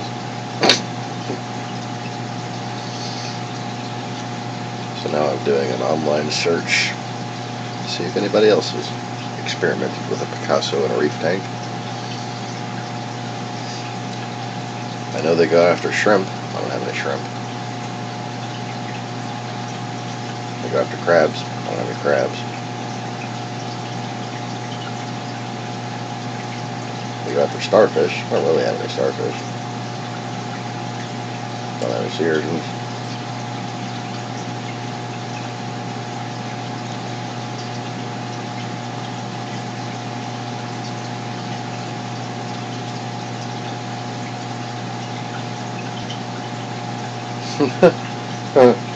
Okay. I recently bought a tiny Picasso trigger. This is on MichiganReefers.com. I recently bought a tiny Picasso trigger and put him in my tank with 2 perculas and a yellow Watchman goby. That's cool. Everything seems okay, but it might be too early to tell. It's not going to eat my corals, is it? Any advice or words of wisdom? I know it's not reef safe, but they're just cool. I agree 100%. It's just painful. It could very well eat your corals, this guy says. But I know of a few people who've been able to keep Picassos in reef tanks without any problems. Just cross your fingers. Ooh. Yeah, you never know. This is one of my favorite fish, but I didn't want to eat corals. So I'm waiting until I can set up a fowler. I say no way, at least long term, but my advice is keep it well fed. Maybe it will leave them alone. Any Picasso I have seen to be the worst triggers that naturally through the day take bites out of live rock. Yeah.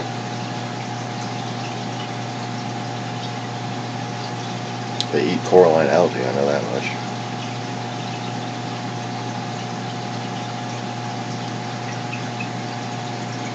What about a clown trigger? Really? Oh, okay. Clown trigger is like one of the most ruthless, terrifying fish in existence. Like a pound for pound, a clown trigger is like a great white shark, dehydrated in a capsule. Like, it thinks it's a great white shark too. Then again, so does Pete. Pete thinks he's like what,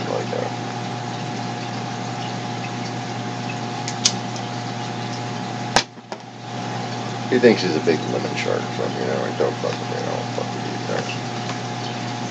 But a clown trigger fish, I have seen them do horribly cruel things to their prey. And by their prey, I mean just other fish in the tank.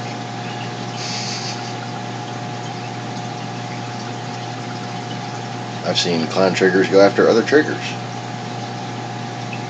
Don't bite, you know, come after my food, motherfucker, and I will bite your tail off, like that kind of thing.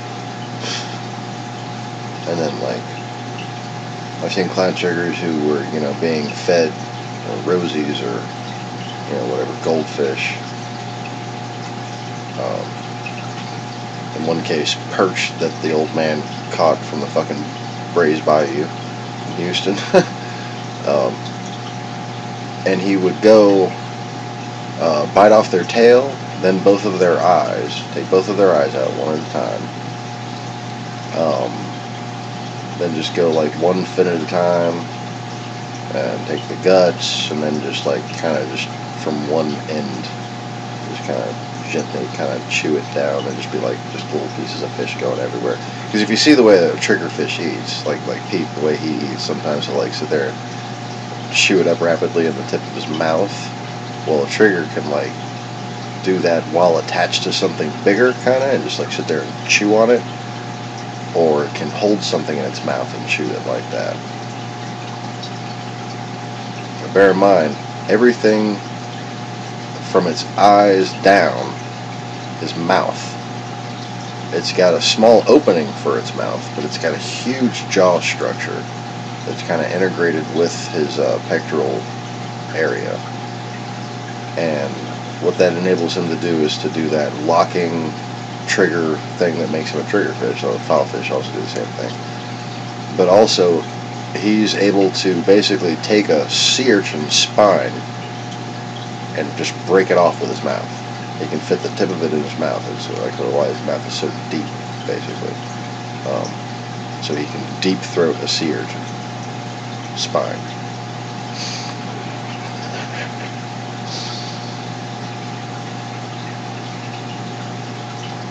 In the wild, triggerfish naturally eat sea urchins, and they will take them by the spine, toss them over, or in some cases, in a Picasso triggerfish's case, they can actually squirt water out of their mouths, and they will blow a starfish, or even some cases a smaller sea urchin, right over on its back, and then go at the underbelly.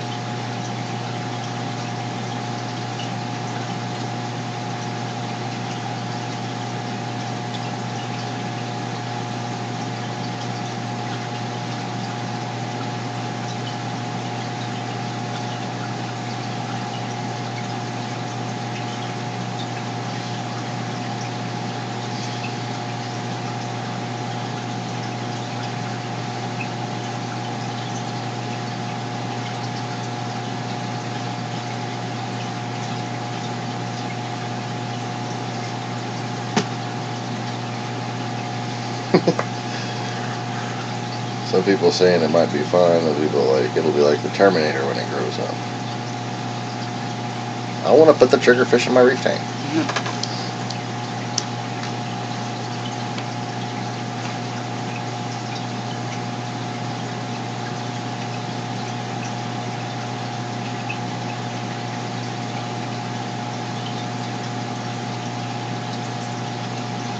In worst case scenario, I gotta catch them again. As far as fish that you have to catch, fucking triggerfish ain't really that hard.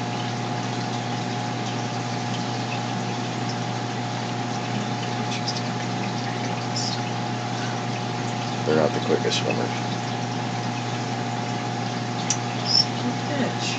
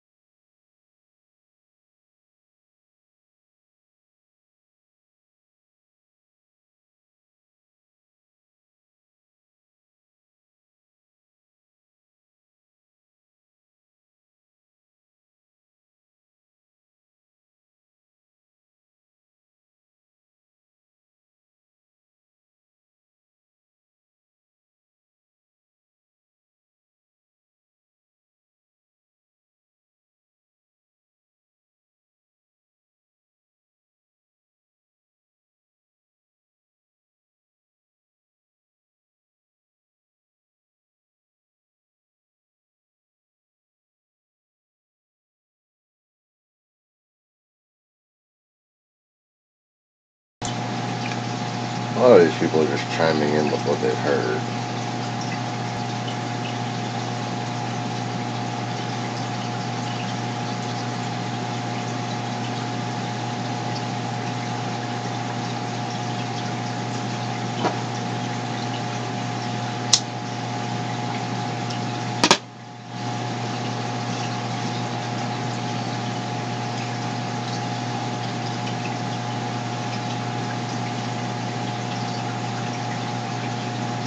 DOP.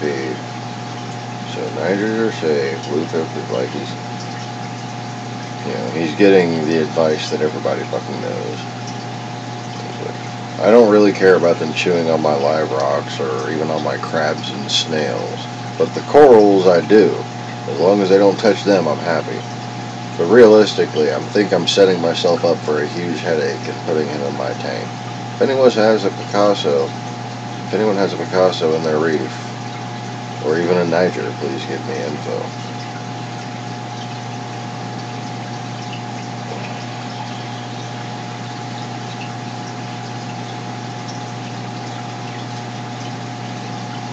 Now, see, this guy's just making shit up. His name is Trigger Happy. Oh. So you know all about Trigger Happy. Trigger's because it's in your screen name, right? Oh, you're at a huge risk, even if it's 1 inch. Even at that size, he could probably axe corals up. Carpet anemones are the only thing they really won't touch as long as they're very noxious. Okay. Now, I've already had a Picasso trigger in a tank with feather dusters at the very least, and fucking trigger didn't mess with any of those. Yeah, I'm pretty sure as long as you keep it well fed, it's not going to want to go after other shit in the tank. Like, I'm really trying to remember what all I've had in a tank with a Picasso trigger. I know I've had Condylactis anemones. Pete the fourth did not give a fuck about a Condylactis anemone, nor did it give a fuck about him. I just saw him accidentally run into the tentacle one day, right on his nose, right below his eyes, right there. He just bumped into it and just backed up a little bit, went around. Didn't stick to him. Tough old fuck.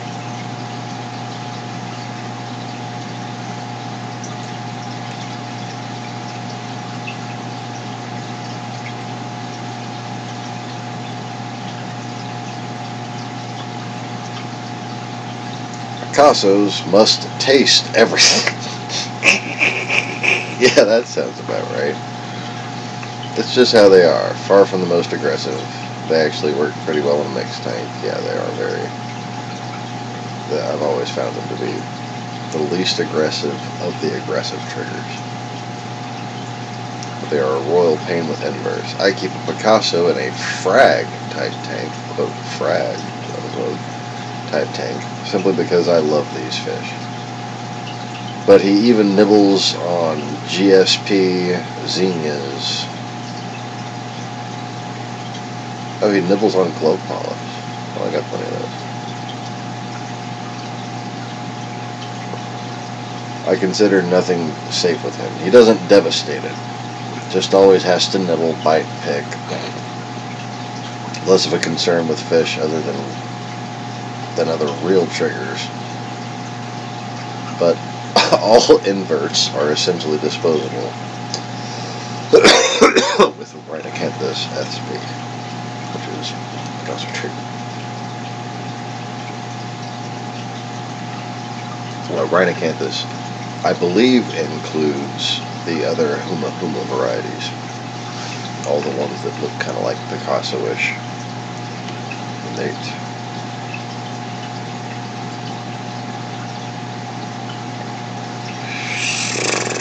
I'm struggling to remember any of the fucking... The one that was just like the Hawaiian trigger. Like, there's different names for it. Apparently they don't like chocolate chip starfish or peppermint shrimp. They don't like them? They will eat them. Oh, yeah. Oh, sure. Don't like them, meaning like they're not good tank mates because... Oh, they love them. For breakfast.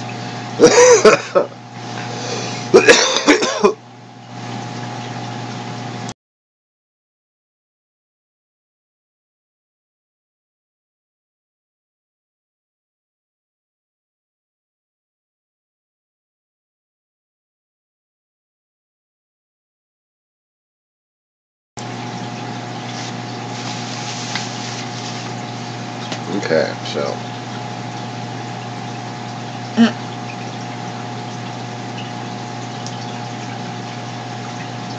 I disagree with Labman. Clown triggers are actually more reef safe in terms of coral. They really don't care too much. Snails, crabs, fish, and fish. Now those are not safe with a clown trigger. I kept a clown for about 6 months, tripled in size, decimated my cleanup crew, except for a large cleaner shrimp. Ate like a pig, but never bothered a single coral. Bothered my other fish a bit, probably killed one or two, but I can't prove it.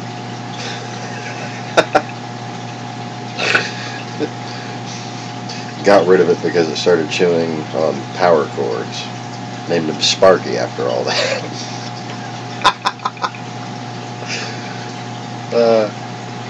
Some reef people have great stories, like especially when you're into the hobby, like the stories that we get to tell each other.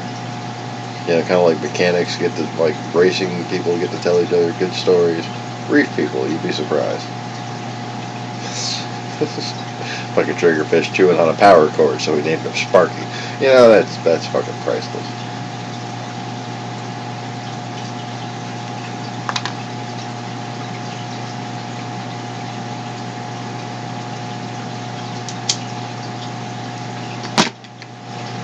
Because of the inquisitive nibbling tendencies, Rhenacanthus just won't do well in a coral-based tank, which is a shame since they are actually personable and reasonably tolerant triggers, and don't get much over 10 inches. A great pet fish in general, less likely to go insane than some of the other large triggers, but not as big or pelagic as some of the reef-safe species. If you really want to do it, I think you might have success in general terms, but there will be losses, and you just have to establish what's acceptable to you. Quote, acceptable, unquote. For reef tanks,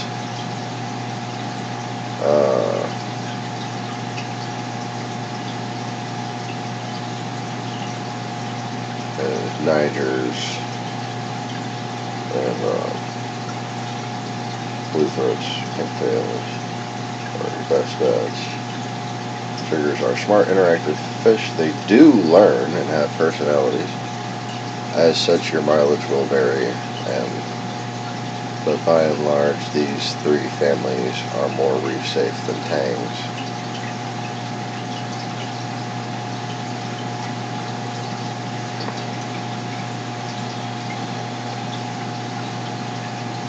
More safe than tangs, angels, or other typical reef tank fish by a significant margin. Anemones are okay.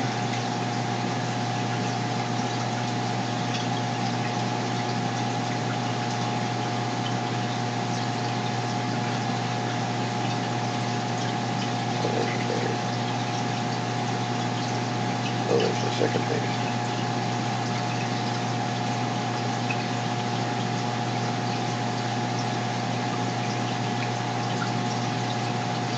So apparently it really just depends on the fish's personality. Maybe if you put him in there while he's still young and tiny, and stay keep on him him well and try fed. to train him. Jesus Bad Christ. fish. No. Are you gonna squirt him with a water bottle? Like you would a cat? Type of glass.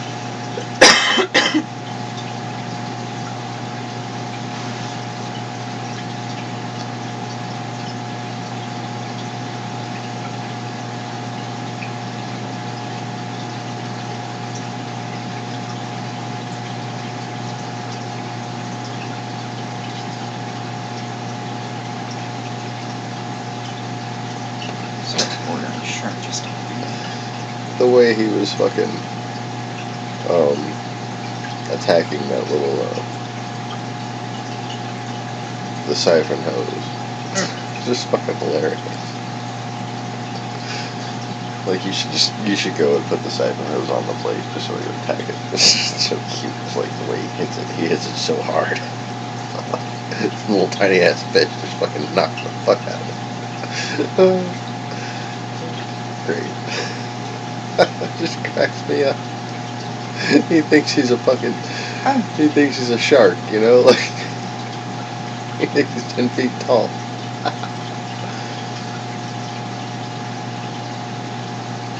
So somebody from Hawaii kept a huma huma fish in a semi-reef tank,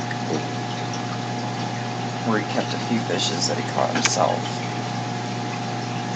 All he kept in it was a small gold bar wrasse, snails, hermit crabs, and the huma huma. Huma huma ended up picking on the crabs, obviously.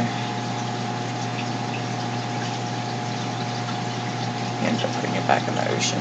Apparently got it from the ocean. And ended up putting it back. And apparently, the bigger it gets, with the less room it has, the more aggressive it's going to get. So, keep that in mind, too.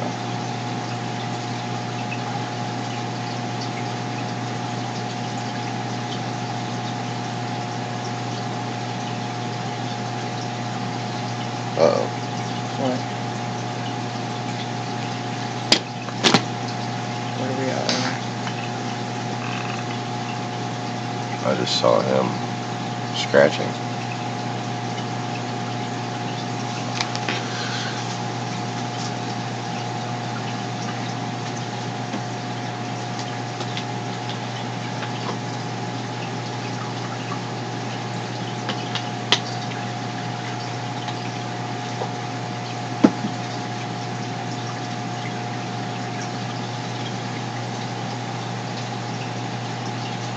You okay, little Petey?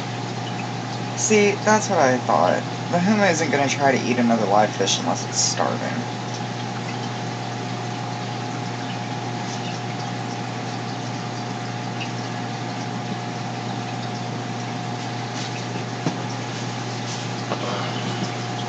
You have a spot?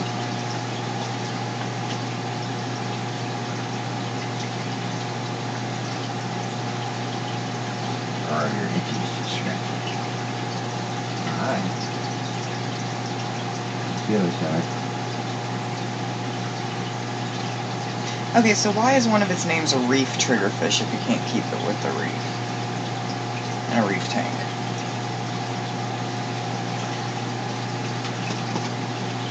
It's certainly found by the reef in Hawaii. Right?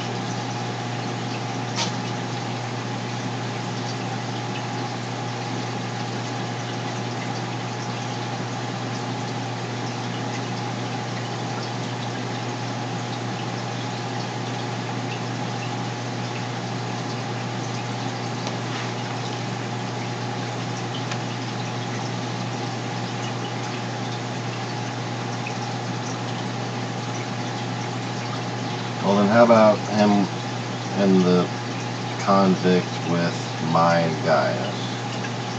Okay, how do you think Mai's going to react? Mai? It's not a clownfish. We have no idea how she'll react.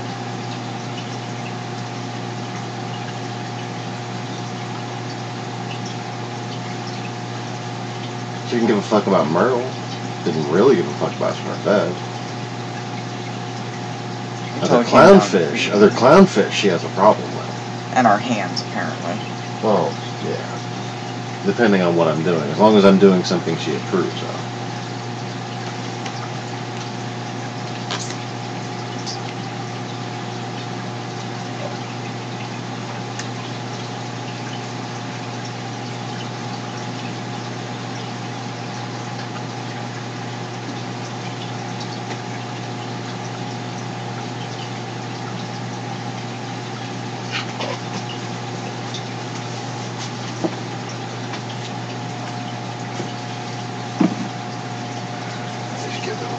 Like food.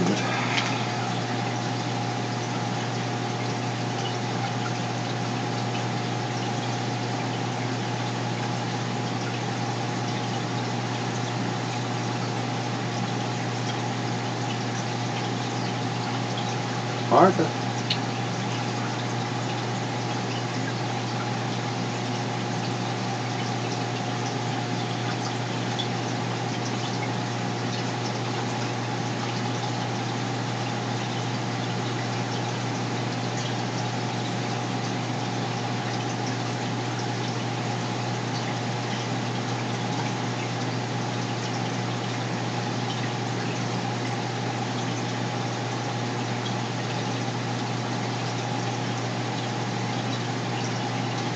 Come on, girl. What are you waiting for? Come on, you like the mices.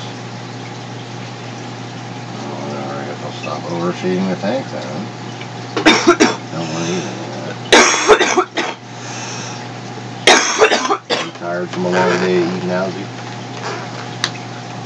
She is looking so much better. Martha? Yeah. Yeah.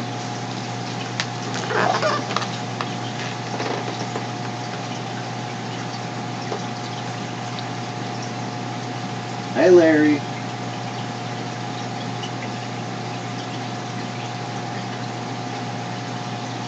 You hungry?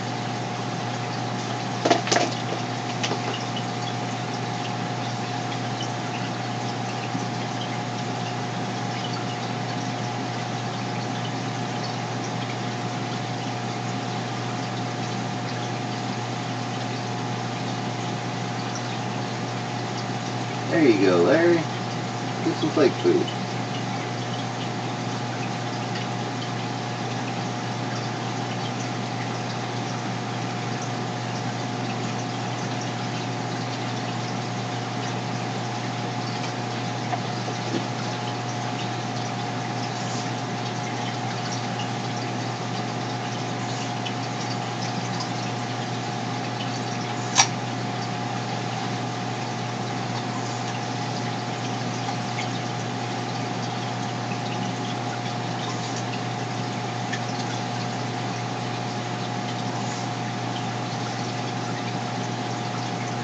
Huh.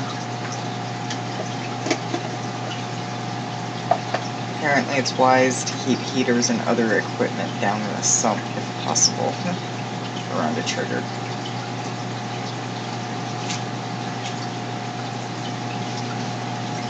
I never had that problem. And I've always found Picassos to be a very smart, trainable fish. And somebody just backed that up as far as they can be trained. Somebody backed up how smart they are in one of the forums. Said it was fighting with its reflection, and then all of a sudden turned sideways, and when it realized the reflection turned sideways, it was like it was satisfied that it was actually its reflection and not another fish, and it swam away. All he did was turn sideways and realized that when the reflection did the same thing, oh, that's it, and left. Yeah, they always do that. That's like a typical thing with triggers. They always like come up to the glass and they're like, if they flex their trigger and they go like that, it's like, okay. And then they relax a little. It's so fucking cute.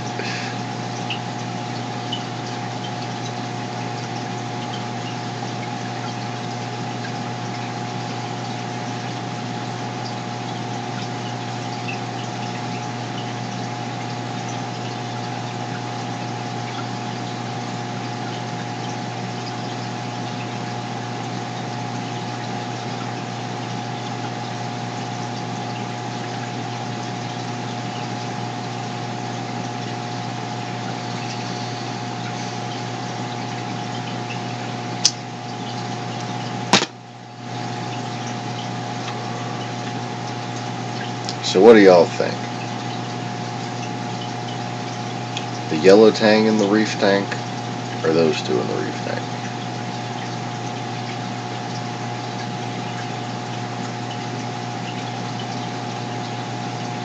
I can't put the two tangs together, and I don't want to put the Picasso with the bigger tang. That convict tang is apparently the smallest tang you can really get.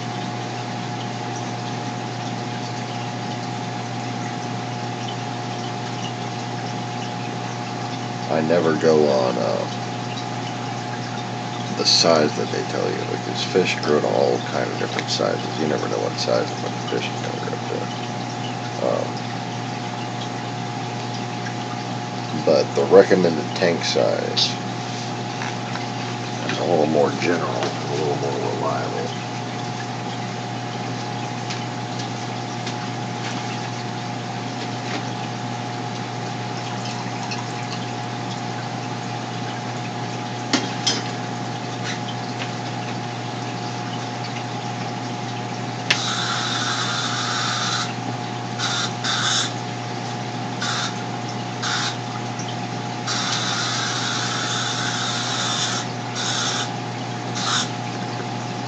So somebody named Sean posted in the forum that he had a Humu until it died, and then a Picasso trigger at 2 different times, with the same Yellow Tang, Coral Beauty, and 6-line Raz and 1 Damsel, and never had a problem. Oh, yeah. Oh, Picassos get along great with other fish. They really, unless you're the same size fish going after the same food. And you can tell that he's got a relatively good temperament and is trained because I only had to tell him once not to bite Martha.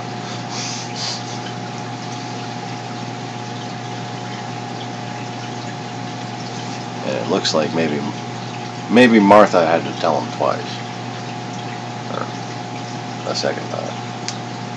But that's it. There's really been no further incidents after that. He's like, we'll go after the same food and he just gets over it. He doesn't even raise his trigger and get pissed off afterwards. That's a good sign right there. If he's sitting there always raising his trigger after every time he gets near that other fish, that means he's got a fucking attitude problem.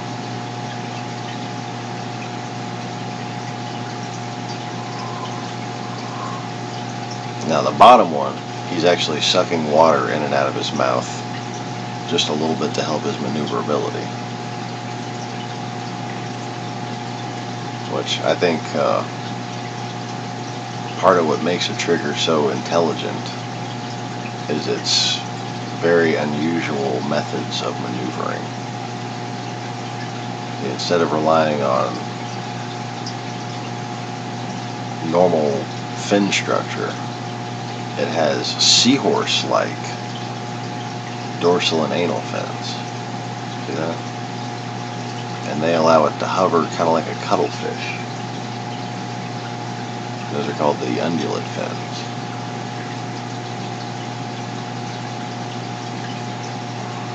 There's a family of trigger, used to be called the undulate family. I believe now it's referred to as the Niger genus, but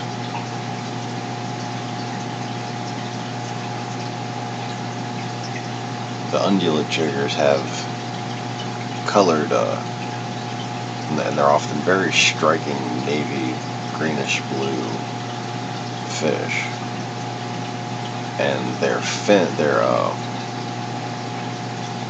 undulate fins are the same color as their body, and you can see that beautiful glowing navy blue swaying back and forth in the reef light reflection. It's very stunning, very stunning.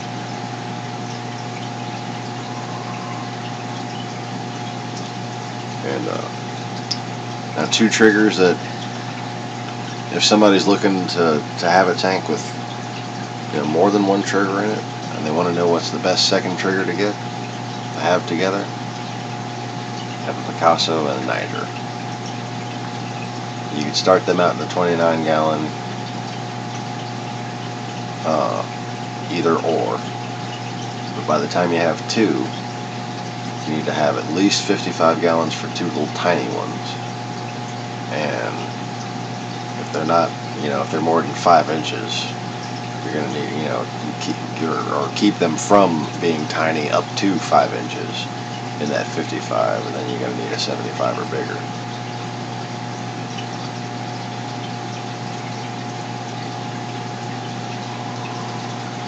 So, just be warned that fish like this, they require you to grow with them. But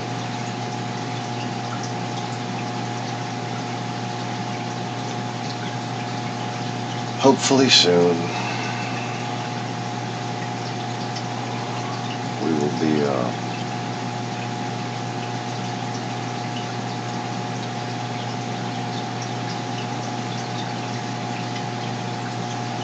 upgrading our accommodations, because we're too big a fish for this house.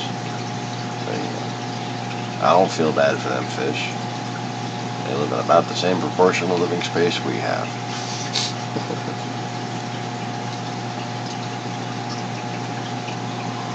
Hell, those fish eat better. Yeah, those fish eat better than I do.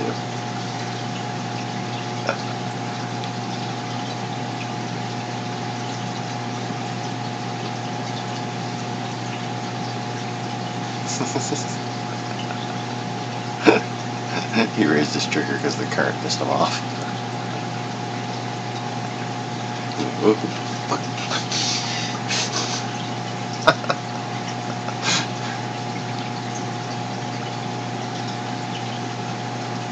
Wow, it's been 10 years since I had one. I can't believe 2008 was 10. Oh, wow. That was 10 years ago. I'm so 2008, you so 2000 and late was fucking 10 years ago.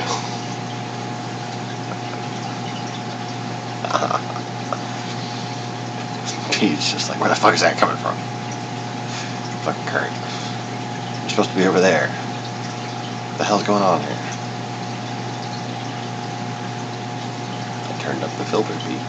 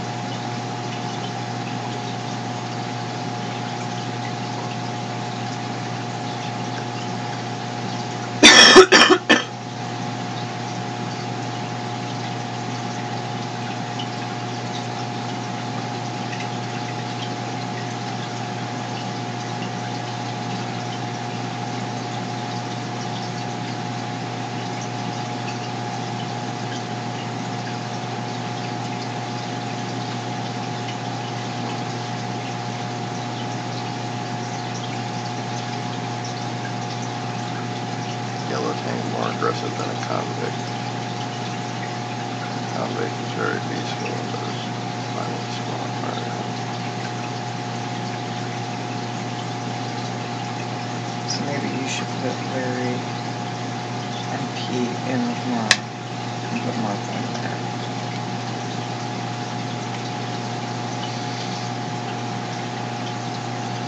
I've also seen that triggers and yellow tanks do well together. In more than one place. I was thinking if I introduce both of them at the same time into there, that might reduce Horihime stress because it won't just be one fish, you know. She'll be more inclined to peaceably submit territory to two fish than to just one fish. The two tanks? No, to the trigger and the... Okay, but all your corals are going to disappear. I don't know that. I know it's not going to take down them monophoras. I'm a little worried about the bird's nest. If it nips a little at the zinnias and the glove polyps, that's fine. But most people say if you keep it well fed, there's no problem.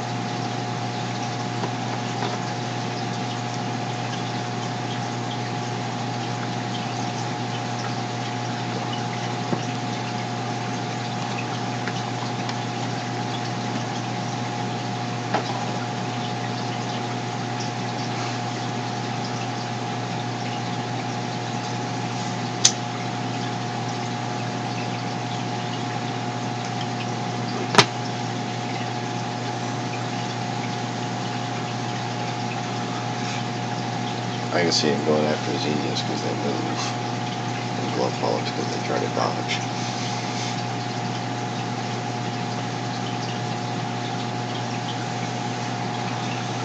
If he fucks around with my coral, then we're going to take him out. Yeah.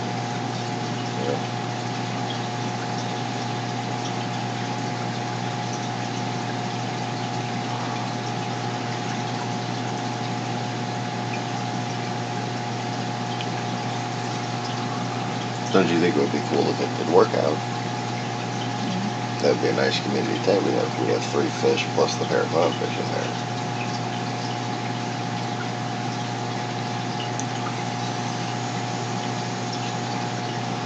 And it's like, you see the way they get along?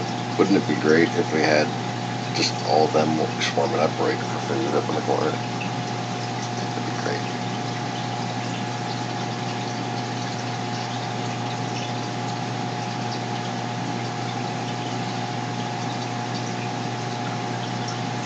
And I'd be more inclined to worry about Bruce than Marlena, because Marlena eats pellets that fall on the fucking ground.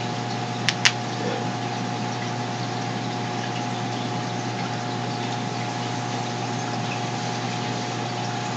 I don't recall having a problem between triggerfish and scooter blennies or randarins. I'm pretty sure I've had them at the same time.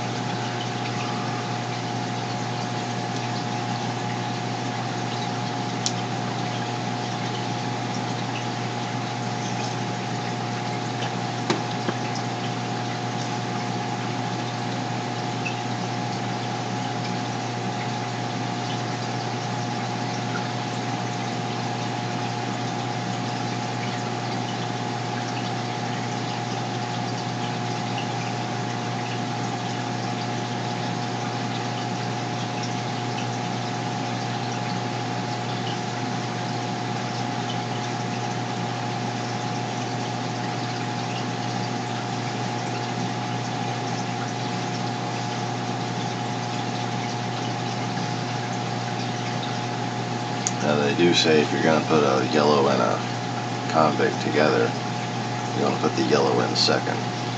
So if mine doesn't like the yellow tang, they're in front of it.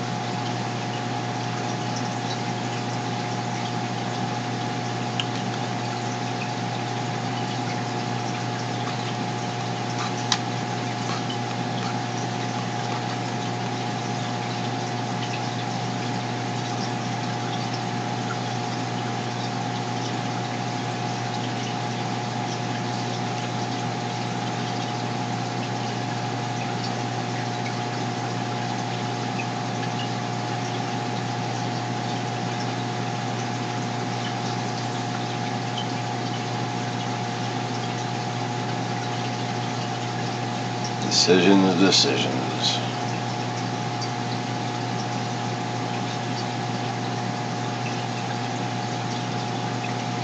Bedtime for them now. Okay. Alright, y'all. Thanks for watching. Thanks for hanging out. Thanks for chitting and chatting. Y'all have a good weekend. And I'll probably see y'all tomorrow. Later. Peace.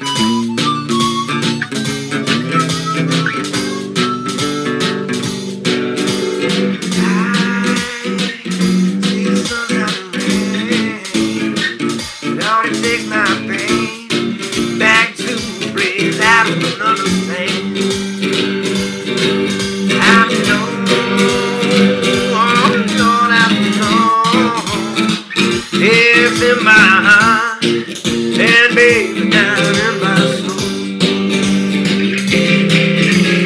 You, baby, you can't take it no more. No, I know I'm walking out that door the way you treated me too many times before.